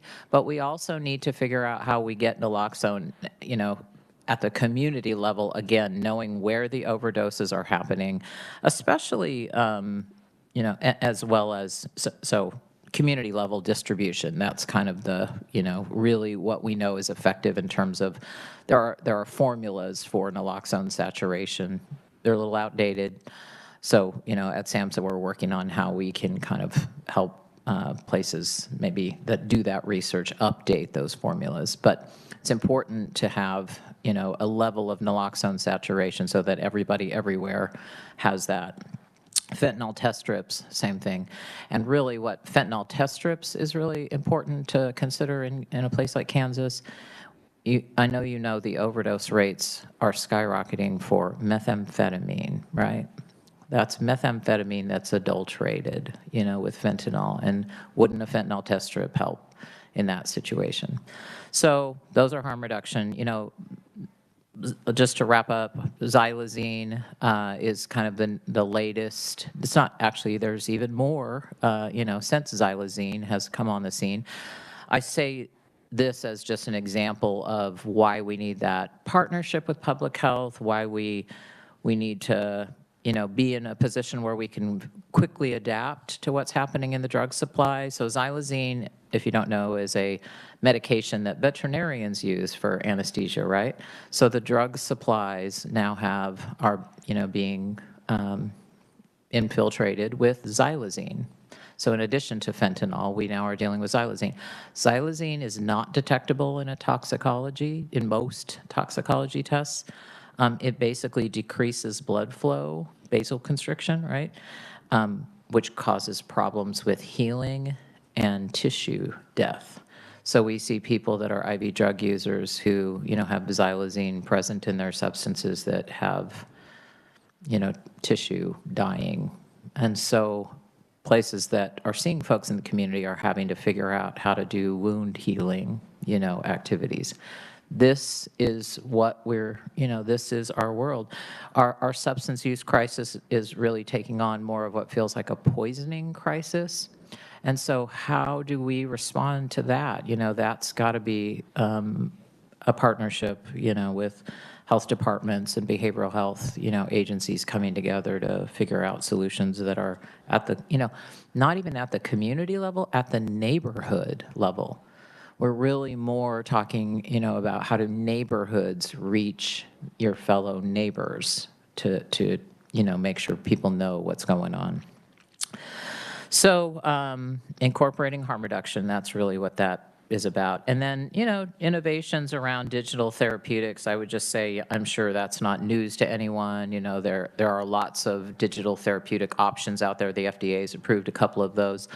I just wanted to, maybe put out there to you, with the methamphetamine rates that we have in Kansas, that we might consider something around contingency management. There are some limitations, and I'm happy to talk in more detail about that. There's some states, one of the major limitations of implementing an evidence-based practice like contingency management, which has been shown for many years to address stimulant use disorder well, but we have some limitations about how we fund it. The feds have this OIG kind of, limitation of $75 that we're working on trying to, get that expanded. But in the interim, there could be some braiding or blending of funds that might work to, kind of raise that limit up to more of an evidence-based level. And then what you are looking at is how do we train our staff to fidelity to be able to provide contingency management care. And there are some digital kind of education platforms that are around trying to help people stay to fidelity with these measures and get training and support. So just, just an idea. Again, I'm happy to talk more about that. It's Montana that actually has kind of a, is braiding some dollars to be able to really address the stimulant use disorder kind of crisis that we have. We have similar in Kansas. Yeah, I could say more, but I'll stop. How about that? Take a breath.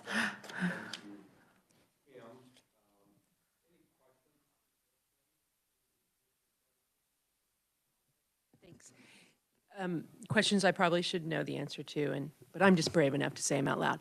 Okay, the specific to the housing component, are the SAMHSA opportunities mostly state opportunities, or are they at the local level? So as we look at, groups locally, you hear housing, housing, housing all the time, right? And then go ahead and add on that we're in recovery. So that's even harder, right? I'm thinking about how do we as a state take advantage of any opportunities and mix and mingle those efforts? Boy, there's a lot of different ways to do that, I would say. Primary among them is a collaboration for certain with your local HUD. And seeing if because HUD, for instance, did a recovery housing pilot recently. So collaboration at that level. SAMHSA, has traditionally has had some limitations on using funds for housing, but recovery housing is really a social model. It's a service as opposed to I'm a person who's in recovery and I am in a house. That's different than recovery housing, which is a service. So there is some ability to really make that argument on some, depending on, what the state wants to do. But in the SOAR dollars, absolutely, those dollars could be used for that, for instance. Certainly your opioid settlement dollars could be used for that. HUD partnerships. I was right there because I hear this all the time, and I'm sure a lot of us do. Maybe we could just take a meeting and just talk about housing, because to me, that's a big piece of this continuity of care and And I think remembering that Sampson may have some opportunities that Sure. we as a state could partner with, hopefully. My second question has to do with just a little bit of education and piecing things together as it relates to local folks in Kansas who are providing treatment and their requirements and opportunities and obligations to provide client-level data. So when I think about the NOMS, the National Outcomes Measure, and the GEPRA tools, and all of those different things, how would you advise us as a group to take advantage of that information? But also, on the flip side of that, that is a big burden on providers, a really big burden, like really big burden. How do we help maybe, I know we can't change that burden, but I feel like we as a group shouldn't add to it. But then also the data head of me says, that's really good stuff. When you can say this particular disaggregated group of people had this kind of response, it's great. Yeah. Like, what's your magic mixing policy together person head say? I know you have one. Monica, you have such great faith. And boy, I wish there was a magic answer to that. But I do think, like housing, sitting down and talking about data before you do anything is the answer. What's out there? What do we absolutely need? And how can we get what we need by what's out there, or maybe augmenting it? We used to have, data work groups that were just really focused. I think there are some new platforms that are being used for recovery, for instance, that you might want to look at and talk about, which I certainly could, get connections to you all for those folks doing that work. So it kind of just depends on how much time and energy and effort you want to invest in that. But I think, it's time well spent. We at SAMHSA are, constantly revising data asks and the ability, hopefully, to push that data out better. That, of course, takes, OMB clearance and, but that's in process. Is it right? Is my assumption right that most of the billions of dollars that are coming from SAMHSA to locals, which, yay, finally, right? Most of those have attached to them some type of client-level reporting. Absolutely, because we have to be able to report to Congress so we can keep getting those dollars. Yes, okay. But we're trying hard to streamline, Yeah. Thanks for clarifying. Hopefully you'll see something better. And you, to me, and I think to the committee, because we talked about this when we were first getting going, you just have reaffirmed that we're on the right path to look at, this a lot bigger picture than maybe we have. Great. Let me know what I can do to help in any, I have lots of different state examples, not even just from this region, but across the country, because I have colleagues. And so if there's a certain area that you want an example of, just reach out and I'll find what I can find. Thanks. So just to give you a little testimony, the Guidance Center did receive a CCBHC SAMHSA grant, and we start medication-assisted treatment Monday. Yay! Great. So one of the other concerns that I have is, most recovery homes, the Oxford houses, et cetera, are abstinence-based. We really need to develop medication-assisted recovery Oxford-type homes. Do you have any recommendations for how to expand that in Kansas? Because I do know the risk of having that medication in a home with half a dozen or a dozen other. Absolutely. The National Association of Recovery Residences, NARR, N-A-R-R, really has great models for how to do that. And when I talk to Oxford, you know, the leadership of Oxford, they say they don't prohibit that, but they do let each house make its own decision about that. And so maybe it's around, you know, we don't have to toss any babies out with any bathwater, that we do all of that. Look at what the NAR standards say, look at how we can, you know, create Oxford in a way that is medication friendly, you know, is recovery friendly in all the pathways. And Missouri's doing a really great job of that. So. Thank you. And we'll have you back when we get to that piece. And, you know, I told you how Kim and I, our paths keep crossing somewhere in the middle of all those crossings. We discovered our sobriety birthdays are the same month and the same year. So it even started out together. Yeah. Thanks, you all. Thank you, Thanks for Kim. your work. Okay. Kristen and Leah, I don't know who's going to go first or if you're both going to go or what, but welcome to Kansas. As I mentioned, Shatterproof came to the party relatively, you know, a short time ago and have accomplished a lot and really aggregated a lot of information and have brought forth and, you know, different maybe thoughts on how we can help with this, you know, led by a group of people that literally were affected by the disease in traumatic ways.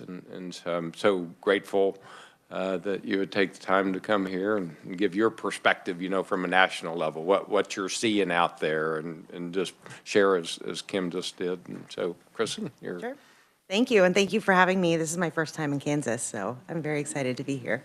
So I'm Kristen Pendergrass. I'm Shatterproof's Vice President for State Policy.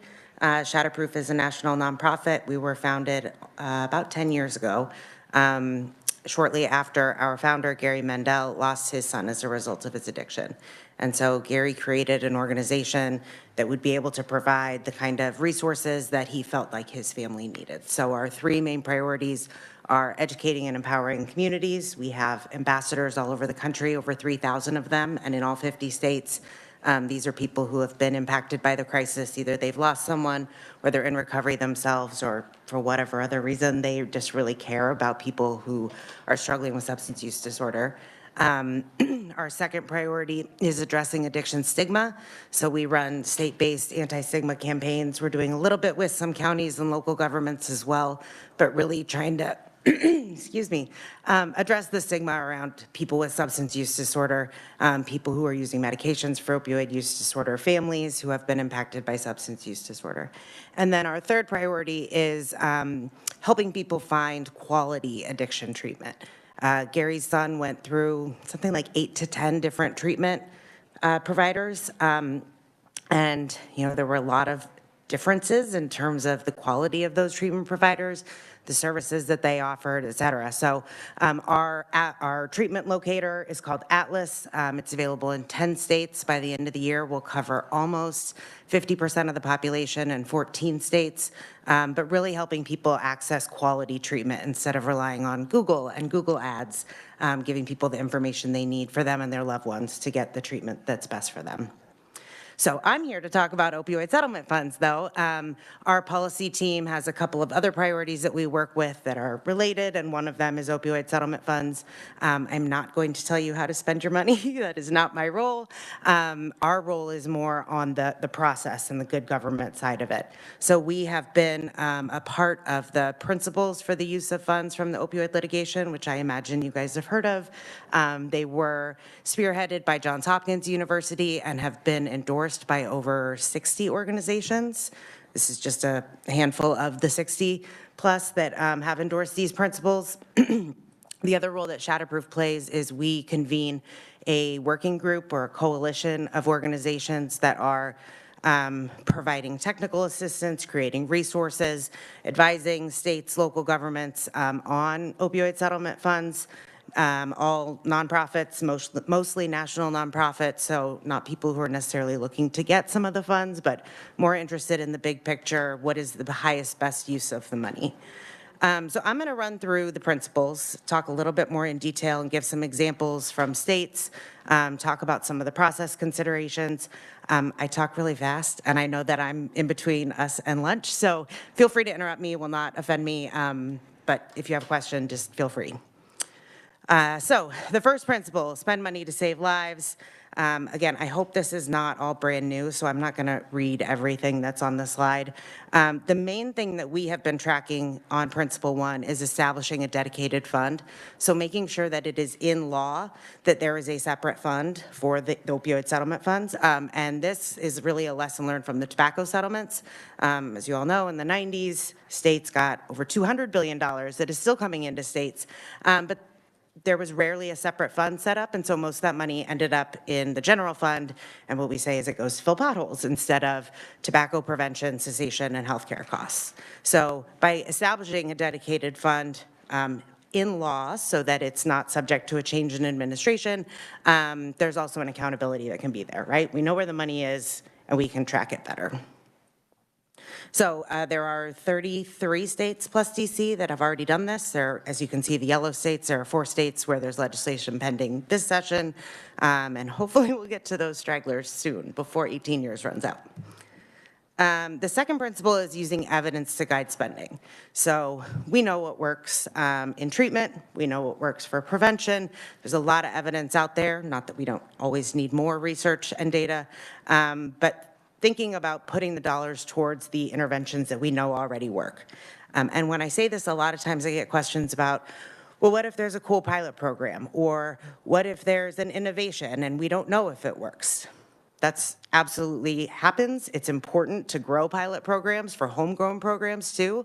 Sometimes there's an evidence-based program, but you want to tailor it to a different population or in a different geographic region or something. So I stole this from Colorado. This is just a basic steps to building evidence. So you have a theory, you test it, right?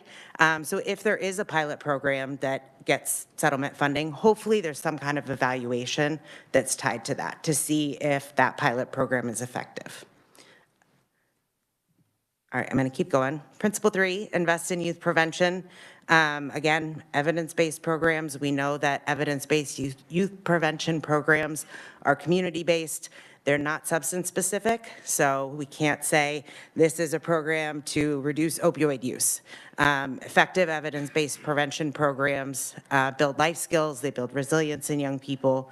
We also want to avoid programs shown not to work. There are programs out there that some states fund that evidence says are ineffective. They get the wrong outcomes.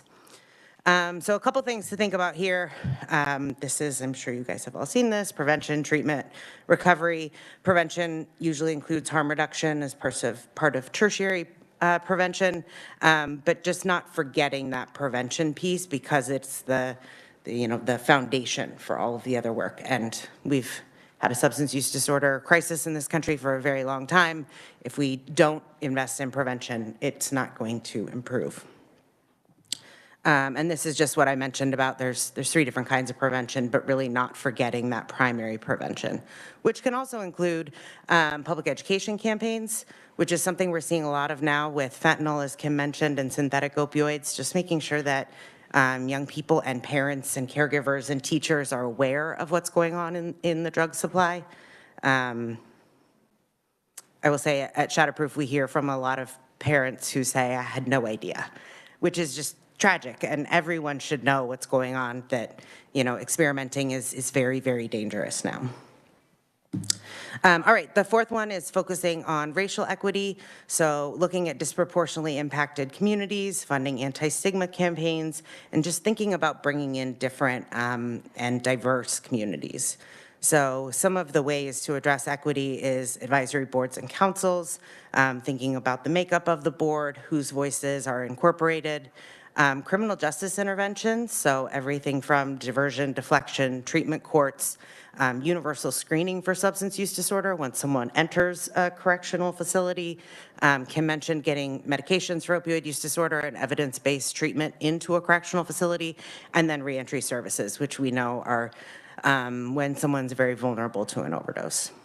And then thinking about approved uses, I'm sure you guys have all heard of Exhibit E that was in the MDL, kind of the gold, the list that everyone is using in terms of what funds can be spent on. So those core strategies and approved uses, thinking about stuff like stigma reduction, peer support recovery, all that stuff that can address some equity issues. And then finally, developing a fair and transparent process. So thinking about getting diverse input, doing a needs assessment. I'll talk about that a little bit more, and I know you guys are considering this, but making sure that this is not an opaque process, that people have access to it, that other voices are being brought in and reported back out. So the fair and transparent process. This is, I like visuals and frameworks. They help me think about the way things are. Thinking about doing a needs assessment first, incorporating diverse input, strategic prioritization. I'm going to go through all these. Transparent reporting, and then tracking outcomes. So the best example I've seen of a needs assessment so far is in Nevada. They hired an outside firm to do theirs, which is not necessary, but an option. They had everyone on their advisory council use this scoring methodology. They invited the public to add more things to the list. I think they ended up with almost 140 different things that they were looking at, and then they prioritized them. But just making sure that that's done up front. We are seeing some jurisdictions, mostly smaller jurisdictions like counties and stuff, that are just doing RFPs and saying, we have this money, let's get it out into the community, which is not necessarily bad, but if we want to be strategic about making sure the money goes to where it should go, doing that needs assessment up front. And I know that you guys are talking about that and have been for a while, so really commend you. And I can't wait until I can replace Nevada with Kansas on here, so glad to hear you guys are doing it. I'm also highlighting a couple of resources as we go along. So there are briefs coming out from a lot of different organizations. The National Association of Counties, or NACO, is partnering with Johns Hopkins University to do, they're calling them quick guides, but it's more of like a brief on how to think about a needs assessment. That might be really relevant for counties and cities in Kansas as they get their opioid settlement funds, to think about how to do a needs assessment without hiring an expensive firm or going through a really long, drawn-out process.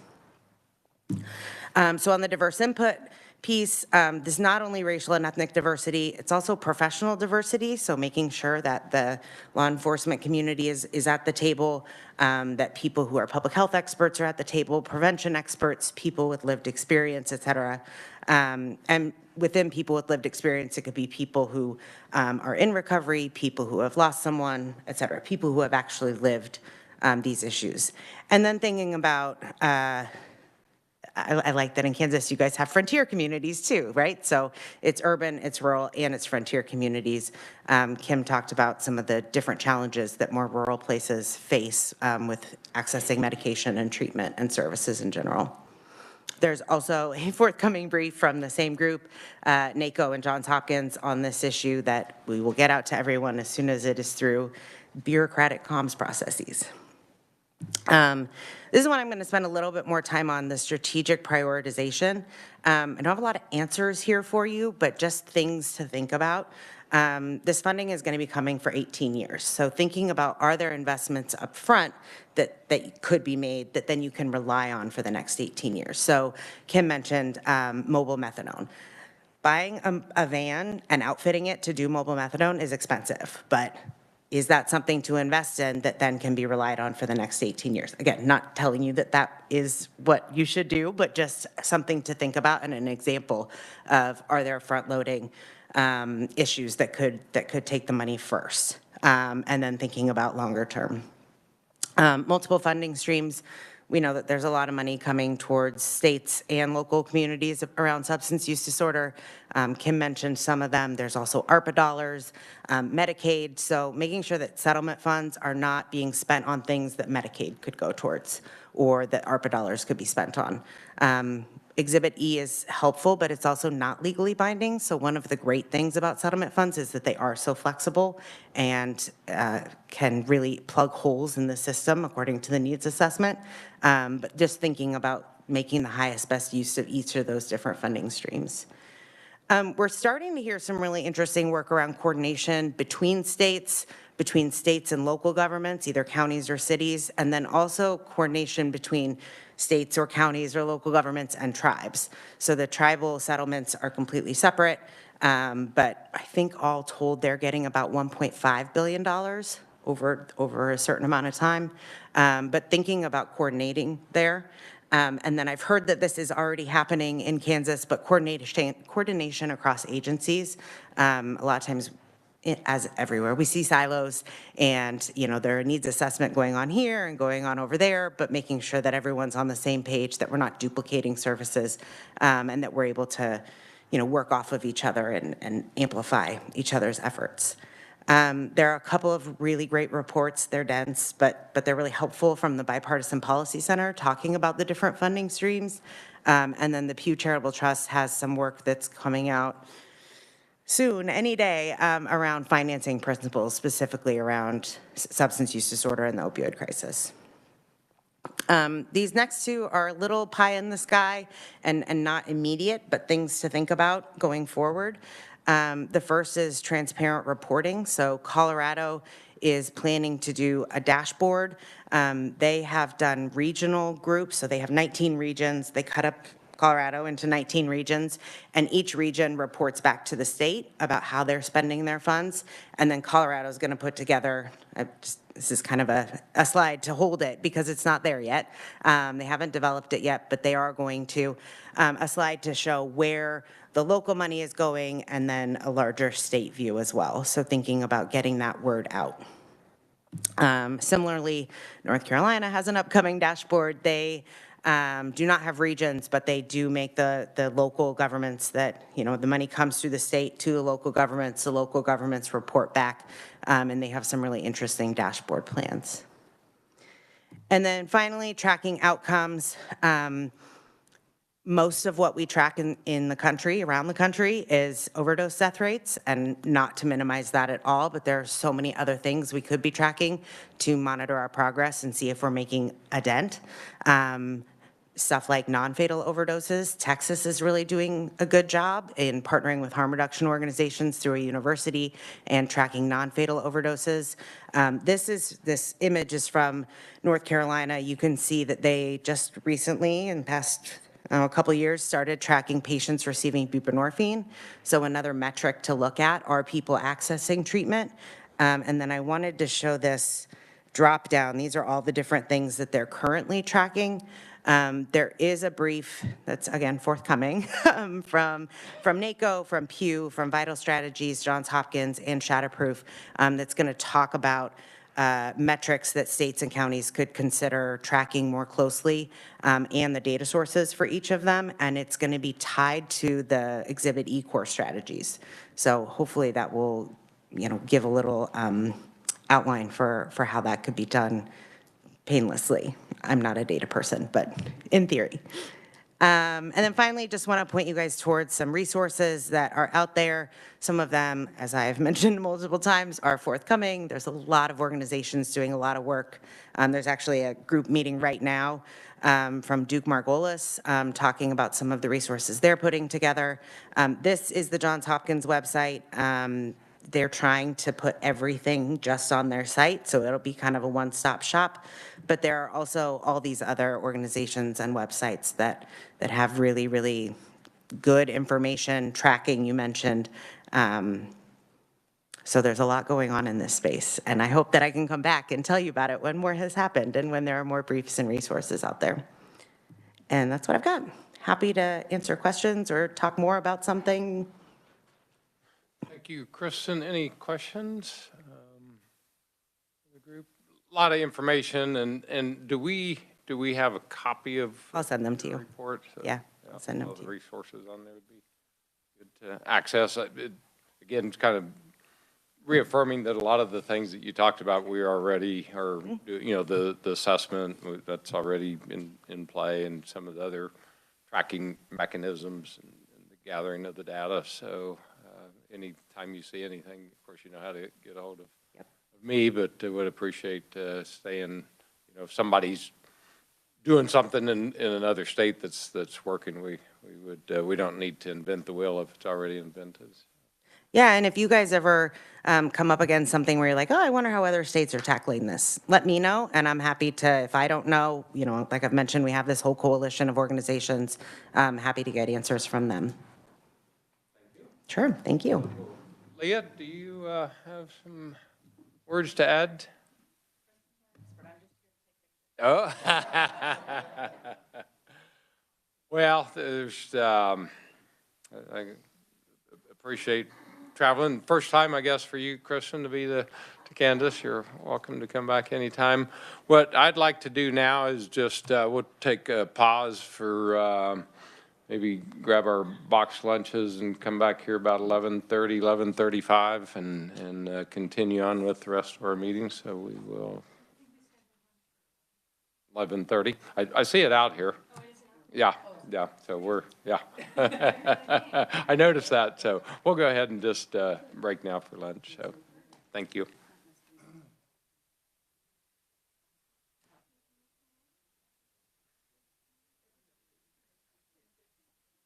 We have lunch for staff and for the presenters.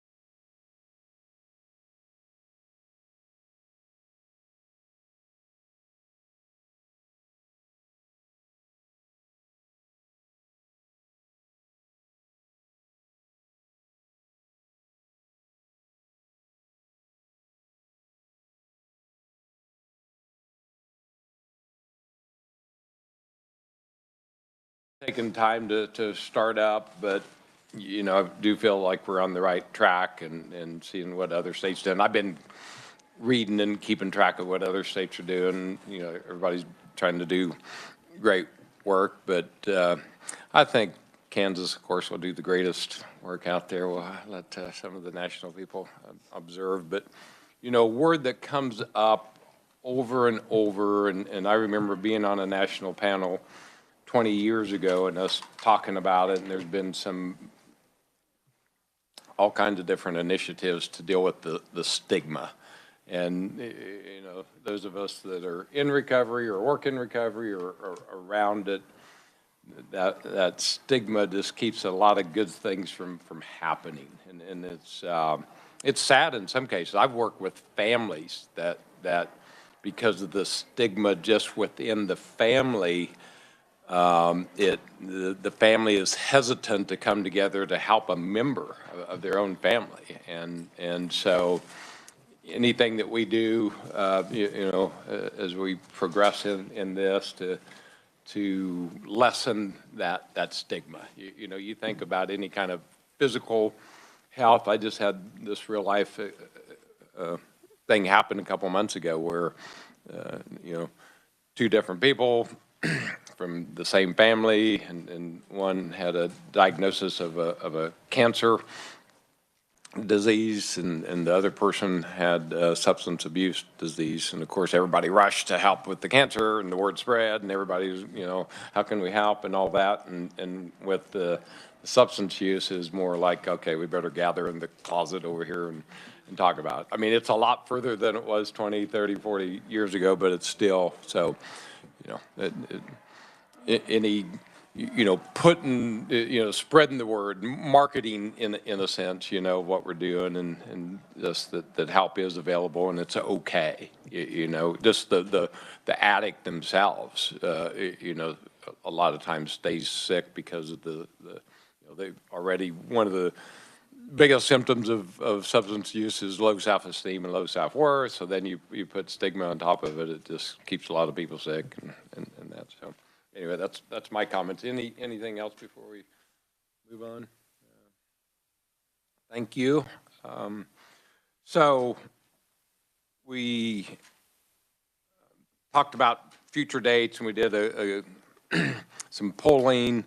It looks like the second Friday of the month was the day that was most available, and several people might be able to make some of those meetings, but not all of them. But with the internet, the WebEx, hopefully we can have participation by everybody. Again, prefer in-house, and as we go, we're planning to meet once a month when we start taking testimony, and that we'll judge if we need to meet more often and how that happens. We'll just play it by ear. And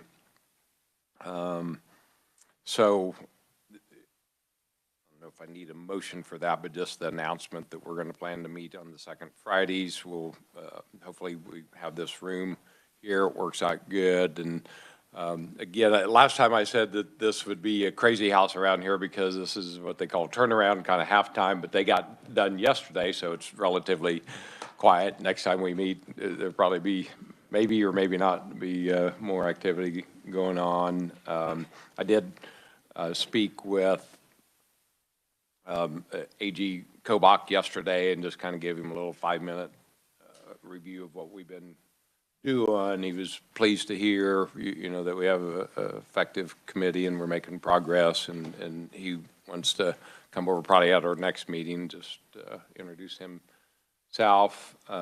Also, Senator McGinn, who's the chairperson of the Senate Ways and Means, she asked, she wondered, what happened? We got all that money. Where's it at? And that. And so somebody had tipped me off that she was asking. So I stopped by her office and said it's in good hands. We haven't spent very much, but when we do start spending it, we want it to be effective. And so that was my point. And if you run into your local legislator at a coffee or something like that,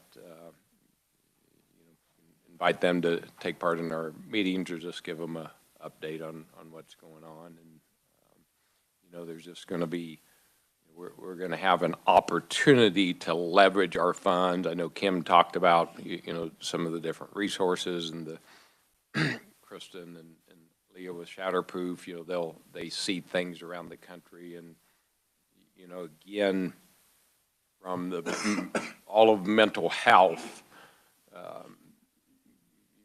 it's so disparate versus physical health. I know some of you work in both worlds, and so if we can somehow bring that together and be as responsive on the mental health, and in particular with the substance use, we'll keep working in that way.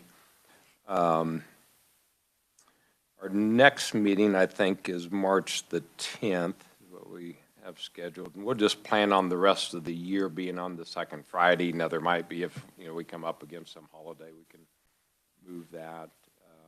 And then if we need to schedule interim meetings in between, we'll cross that bridge when we come to it. I will mention something, I don't know if this is a lobbying effort, kind of, but you don't know what's going to be controversial. There's a lot of things that come through the legislature that you think, well, that'll, be passed in no time at all. But then there's something, I was educated on, you got to dig to find out what the issue is beyond the issue, beyond that issue. And so these test strips, I think Kim alluded to them. They're legal in, I don't know how many states, 30 or something like that. And Kansas is one of the ones. They had a bill last year. It made it through the House, but not in the Senate. Same thing, the House passed it out, and now it's in the Senate. And I think what the rub is that there's some fear that, and it probably does happen, that these test strips to test for fentanyl are also used by the drug users to test for fentanyl, or to test how good the drugs they are that they're buying. So there's kind of a rub in there on, well, why would we want to, make those legal? Well, I think, when you weigh, okay, these can be used to save lives. Yeah, they can be also used to test the potency of the drugs that you're buying if you're a drug user. My opinion, anyway, is that we need to go ahead and pass this legislation to help save lives. So maybe between Chris and Krista and I, we can get word out to you and the bill number. And if you run into one of your legislators, you can ask for their support, especially on the Senate side. The House, I think, overwhelmingly passed it out 120 to 5 or so, something like that.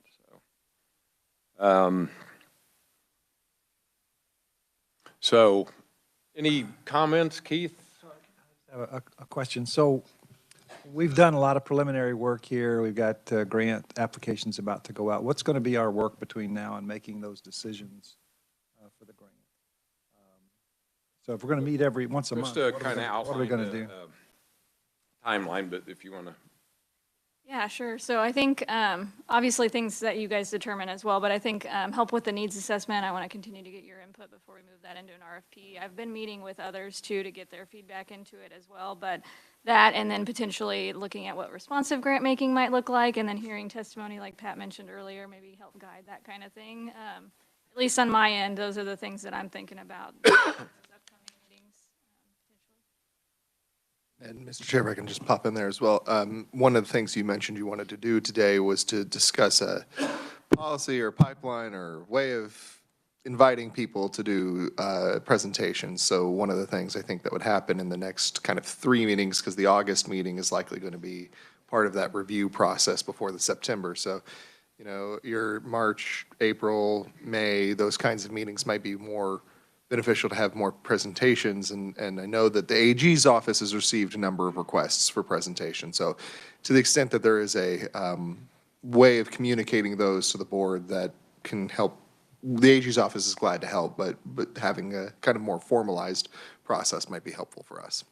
Yeah, thanks for bringing that up. I thought, and I'm not wed to any of this, but I thought the gathering point could be myself and Krista and Connie, and then we'll have lots of requests, very respectful of everybody's time as well.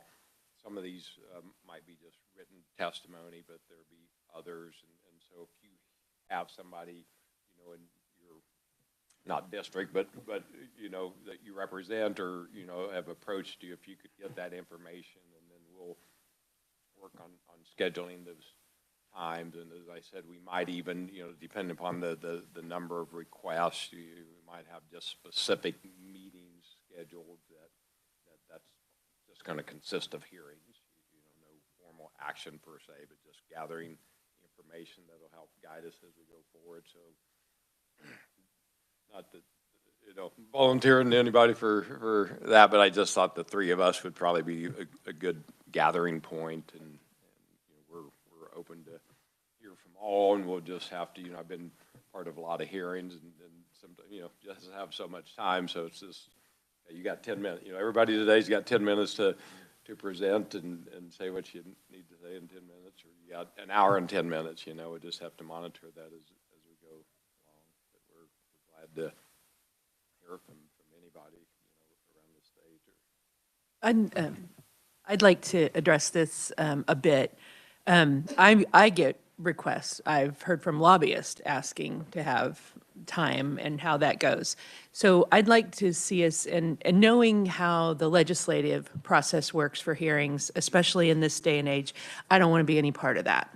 I want to be, and I'll say it again, I don't want to be any part of leaving people out. I don't want to be any part of last minute, oh, you have to drive to Topeka and testify tomorrow, and, you know, sorry, quit doing the work you're doing at home. So I hope this group can be better than the current system is in the legislature. I hope that we can give people in the field, you know, sure, people are going to want to come and ask for money. Sure they are, but they have a right to do that. You know, I think we could be very strategic and say two meetings in, you know, or half of our meeting in, what is this? This is February. So March or April is going to be from people in the field who have requested. And I think we should give everybody the opportunity to at least say, we want to be in. Now, the three of you may say, okay, we're going to chunk together and hear from 10 treatment providers and 10 lab companies and 10 data folks or whatever it is, to make it more organized. And I see no problem with saying 15 minutes. I'd like for us to be able to offer that opportunity to testify on Zoom. You know, asking somebody to drive from Pittsburgh to come talk for 10 minutes is not very nice, let alone from Syracuse. So if we could really be strategic about it, I'd love to hear from people in the field. I'd love to hear different ideas. And I think that's part of our responsibility as stewards of these dollars, to hear from as many people as we can in a organized fashion. But I think we got to give people plenty of notice and plenty of opportunity. Yeah, that would be the intent, is to do that. Yeah. And I'm not wed to being one of the. No, I think. But it just seemed. It seems logical that there's the team of 3 people look at it, I think, because it's going to be a lot of requests. And organizing it by content or something, I think probably take more than 3 people, but I just need to say, let's do better. Krista and her group, she represents a team, yeah. But yeah, we'll give everybody a chance, but we might, you know, have some sort of a filter that, so, you know, please, as a committee in the AG's office, just funnel those to us, and then we'll kind of develop a fair way, and also, you know, again, with technology, makes it a lot easier, you know, for travel, and for us here. I mean, I like the eyeball to eyeball, you know, from the committee, if you can. I like having an option for those that can't be here, but when we get into the testimony, that even, you know, opens it up. You know, if I can't be here to hear the testimony, it'd be nice to be able to tune in, so, you know, you get something firsthand. So. And your point is well taken about, you know, we're the steward of this, we're entrusted in this, and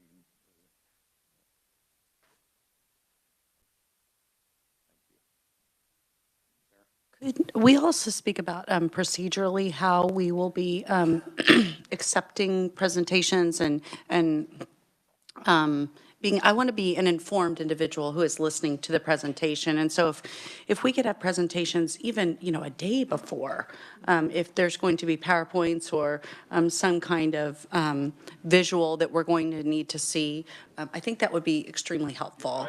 Legislatively, they require, 48 hours in advance to Yeah. have the testimony, so that would be fine with me to adopt the same. I mean, I think we do the speaker service by being able to be informed and look through it and being able to look through it. And part of, I can tell you from my experience, and probably everybody here has been on boards and heard testimony and all of that, one of our,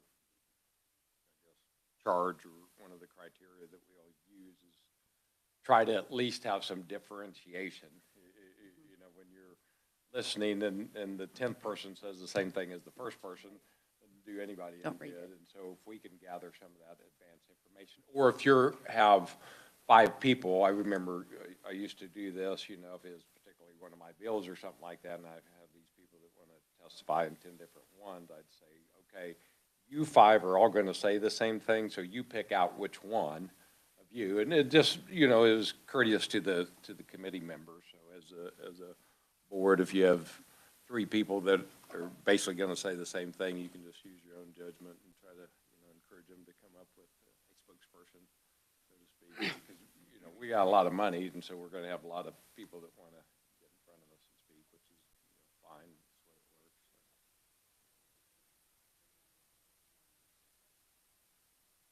Yeah, that's a good, they can all help put together the testimony, but they'll have one spokesperson, so to speak. And I think we will. Connie, looking at you, don't you require written testimony 48 hours in advance, or you ask for it to be 48, 24? Okay, well, I would like to have it 48, and it's not like our committees are meeting every day and there's all these times, they have, we just set, we're going to meet for the next year on the second Friday, so that, let's try to have some sort of written testimony, and even if they expand from what they give us, as long as they keep that subject matter. No? Okay. Got my button on, so we're going to, Lori has a question, so Lori, you go right ahead. Thank you. I had a question about if we're allowing testimony during the time that we're accepting grant applications, should we, there just might be a conflict of interest if someone is submitting a grant application and they come in and kind of pitch their program, that puts them, in a more favorable light maybe than someone, because we got to hear it from the horse's mouth, so to speak, than somebody who didn't come and testify. So is there something around that we should consider? I see your point. I guess I have to think about that a little bit. I don't know if there's any other comment, because I mean, it's kind of, that's how the system works legislatively. Up until the last minute, people are making the pitch either in a committee room or out in the hallway or whatever. That's kind of just how it works.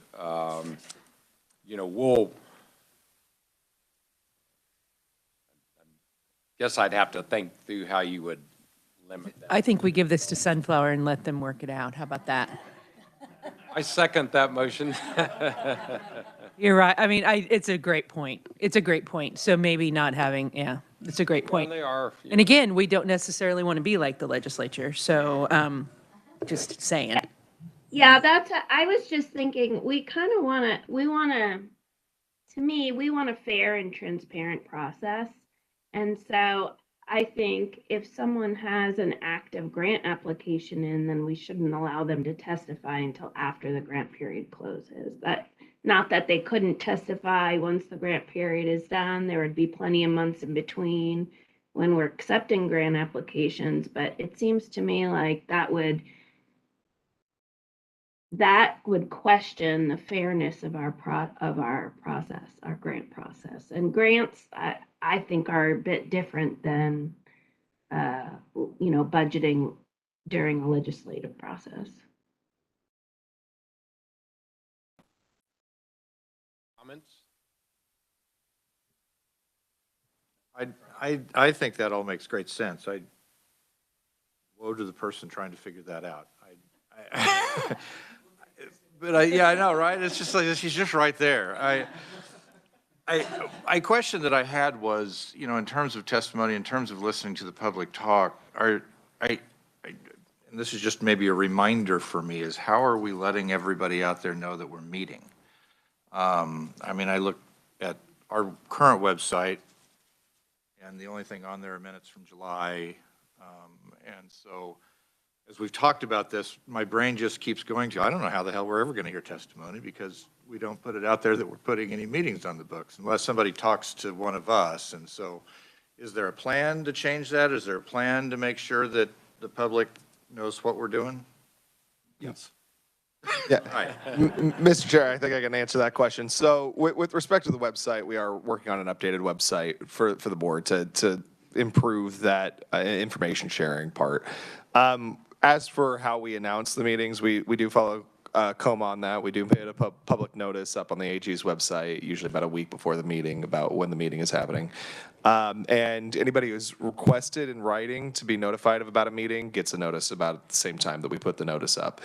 That said, that certainly leaves some to be desired on getting notice about the meetings. So one of the things that we have done or had success with is anytime somebody is calling the AG's office about questions about the opioids process, we do advise about the meetings and things like that. So if there are questions related to us, the meetings, we do advise about that process. And as that has gone on, we've added about, I want to say 20 or 30 people to the notice list. The other thing that I think will improve public awareness of the board is once we put out the RFP, specifically the announcement of the RFP, the one that's coming out next week, we will be directing people about the board to the board's website so that they can know that this is what's going on with the board. I think there's always room for improvement, and we are working on getting the website improved. That is a little bit of a slow process just at the moment. And part of that is just our ramp up speed, and now that we've set, second Friday of each month, and people can get the word, we can spread it out there months and months in advance. So I feel like we've made a lot of progress, and we'll continue, but certainly open to any suggestions on how we can improve. I know, Lori, you have a question? I was just wondering, are we able ourselves as individual members of the committee to post when the next meeting is, like on our social media Sure. feed? Absolutely. Spread the word. Can I make it? Lori, are you done? I'm sorry. Lori, I'm That's not. okay. I was gonna circle back to my first question, and maybe we just say, we put the burden on the person who wants to testify that their grant application could be disqualified if they testify during the period the grant is open. So that the burden is more on them. We'd still have to, I guess, crosswalk it, but could dissuade some people from coming if they want, they want the money. Just a thought. Yeah, it's a little complicated, but we'll work it out, because a lot of the people that are going to be asking for money are experts, and we want to hear from them. So again, we kind of like the motion that Monica made to let Sunflower figure it out. Well, Gary, and maybe my comment addresses that. And you all live in this world. I don't. So forgive me if I'm going in a different territory. But it feels to me we're trying to balance transparency, fairness, and efficiency. Right? Those are the three things we care about. So if you're trying to balance that, see, to me, I would receive the grant requests in, and then I would ask people to come testify in regard to the grant request, so allowing us to ask additional questions to understand what they're really using the money for. Now, I don't understand, and again, I don't live in this world, why that's a conflict. And that's, again, that's outside of what I do. But it seems to me that that would create some level of transparency, some level of fairness, and some level of efficiency. Mr. Chair, if I could. Krista, you might just outline the process again, at a high level of receiving these grants and what Sunflowers is kind of our first line of filtering through these. Yeah, sure. I do like that idea, and I kind of thought about that too. It would be nice for you all to actually hear from them rather than just seeing their name on paper. But if we get 200 applicants, can we actually feasibly do something like that? I don't know. That's the other part of the balance is that we're all busy people. And last time I checked the pay scale for this committee, it was and not that any of us are worried about that, but on the same hand, I'm very respectful of everybody's time and appreciative of the time that we give to this committee. So, could be that if again, maybe at Sunflower's direction, if there was 3 or 4 that needed some clarification, if they brought a recommendation to the board that, it'd be good to hear from these 3 different or 8 different. Yeah, go ahead. And we can also keep you updated as we get like the confirmation of intent and things coming in. We'll know how many applicants we have. And if we have a small number, maybe then we can do something like that and we can adjust whatever our approach is, maybe. Or you simply put a threshold on the dollar amount. So if they're asking for the largest dollar amount, maybe they need to come and present. If they're asking for a quarter of that, maybe they don't.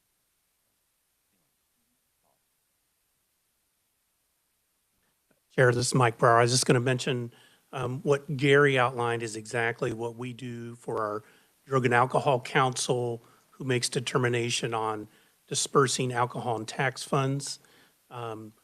And what we do to deal with the volume is we divide our council in half to listen to all of the applications that come in.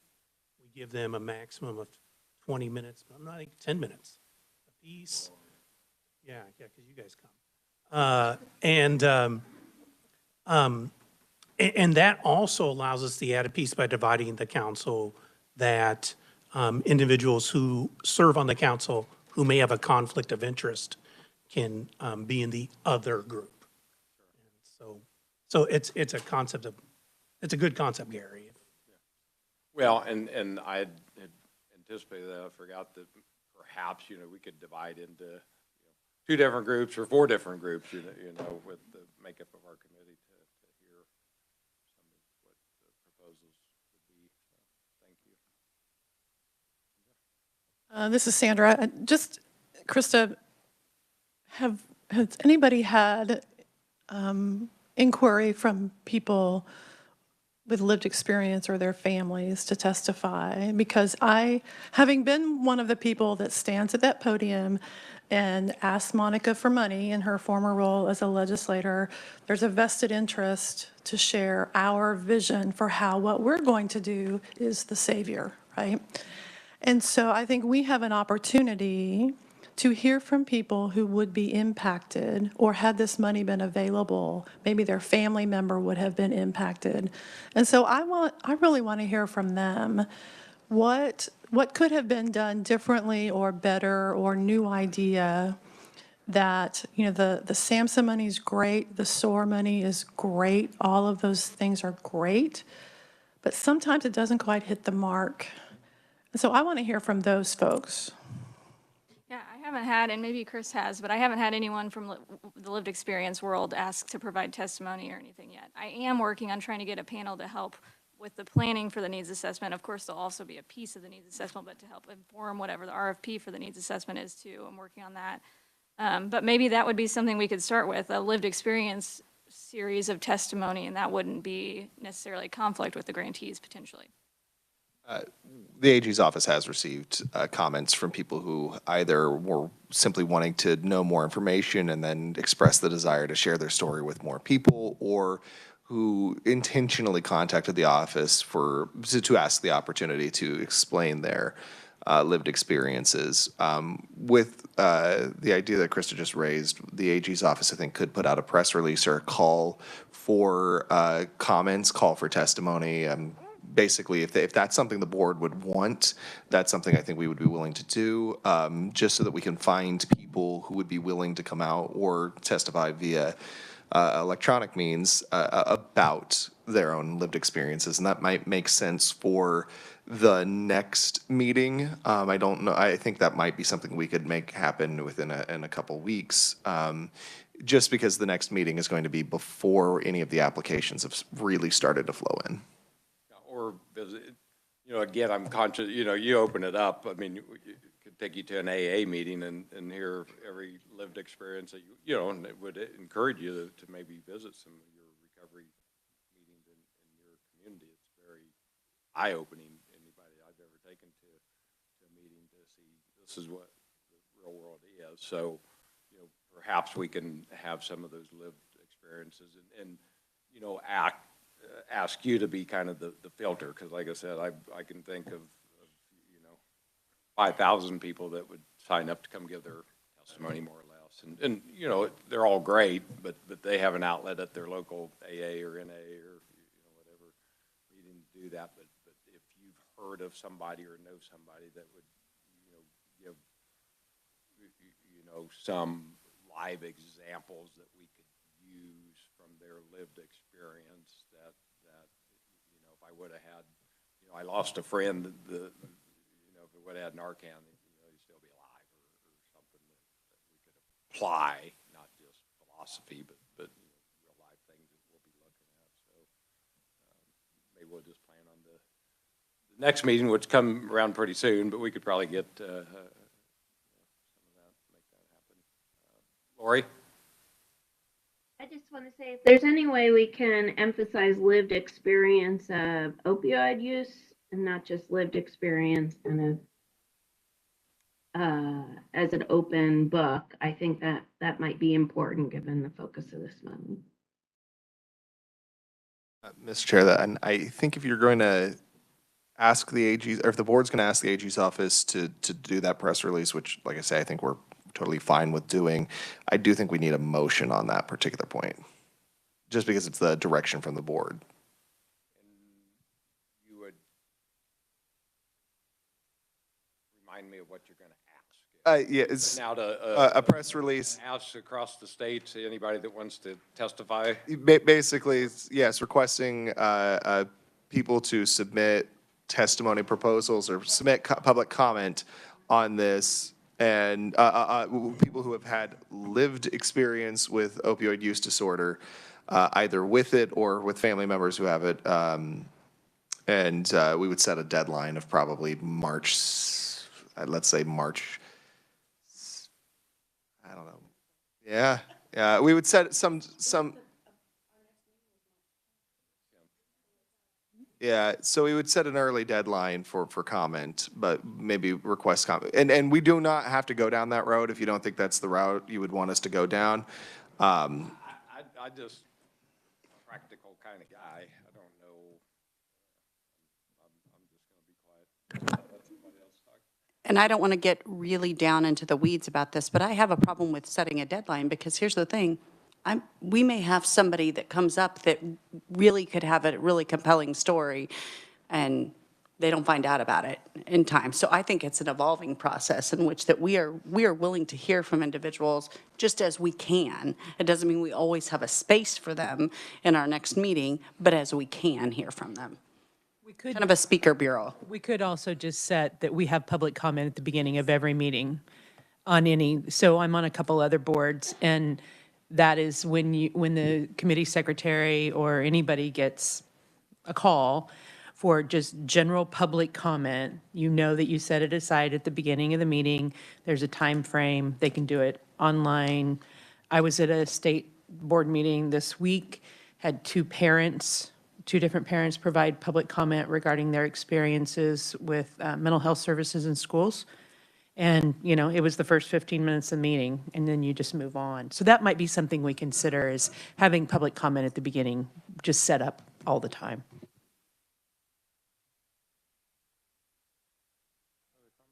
I guess, Mr. Chairman, I'm just wondering if some of what we're doing isn't redundant to the process that our needs assessment contractor would also be doing by having public hearings and listening sessions and community forums and things like that, how this would be different from that. Because it might be setting up a redundant process. Yeah, I think that's a good point. I think it would probably be a less, it's not, less formal is probably not the right term, but they could do cast a wider scope, like they can actually get more input than we would be able to of people coming to a meeting, or maybe they're not comfortable presenting in front of a room of people or even virtually, and so maybe we would reach people that way.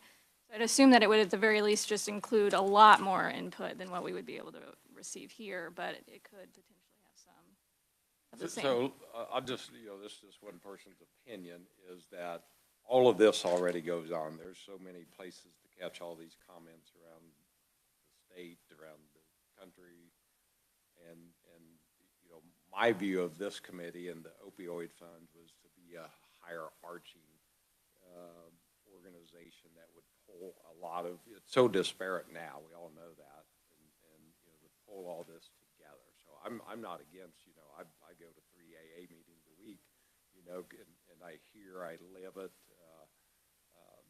and so not to discount that public input, but that's been happening for 85 years.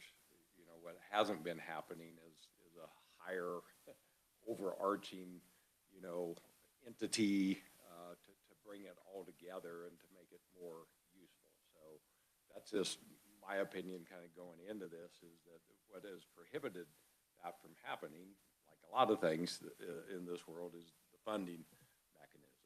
And so we get this gift from Big Pharma, whoever, however many millions of dollars, to maybe pull all of that's going on together.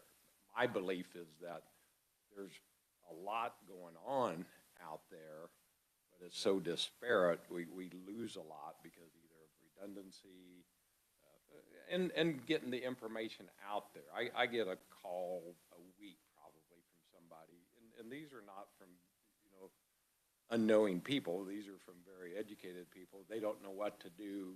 My son just told me that he's a heroin addict, or found out my wife was a alcoholic. What do I do? Okay, we'll go to the website, or the information's there, and we have ways to do it. So I just put that out there for us to consider before we start. A lot of to Monica's point, we don't want to become another legislative committee, and those of us that have been on that side, they serve a purpose too. But a lot of public comment just to be aired there at the county commission or city commission. Krista? Yeah, I was going to say, while you were talking, I was thinking about if we still did want to start with a lived experience kind of thing, that could also serve as what Sandra said at the last meeting of getting lived experience input for the needs assessment, because I think my access to those folks are going to be a lot more limited. And so if they could come in with that lens, obviously sharing their story, but that would help inform our needs assessment development for the RFP and whatnot too. So we could consider it that way, having a needs assessment lens on it, maybe. Lori? I really like what Krista just said. I was thinking that as you were talking, Pat. I agree. I'm not sure how valuable it is for us to hear personal stories. I don't know that will help us think about how to distribute this money as much as if we could put some parameters around what we're asking people to come and testify about. So I like what Krista's saying about, if there's a way we can get information that's pertinent to the needs assessment and developing the needs assessment, or maybe if we have a theme of what we're asking people to come and testify about, whether it's prevention, treatment, harm reduction, recovery, or if it's something even more specific kind of theme. But I think putting some parameters around it would help us not waste our time, basically. A lot of good comment. So the next meeting on March the 10th, the theme will be lived experience. And so bring forth, if you have somebody or your own lived experience that you would like for the board to hear from. And that lived experience, I probably would be much more interested in hearing from providers or people that are out there, because that's the level as opposed to individuals. So if you have, somebody in your community or somebody that you know about from around the state that's doing great work that you feel is something that we'll try to incorporate, in this continuity of care model as we go forward. So that'll be the theme, and then we can kind of, I don't know who, Robin or somebody mentioned that, maybe we'll just have, like we talked about housing, maybe just taking a meeting, that'll be the theme of the meeting in April, and we can proceed in that fashion.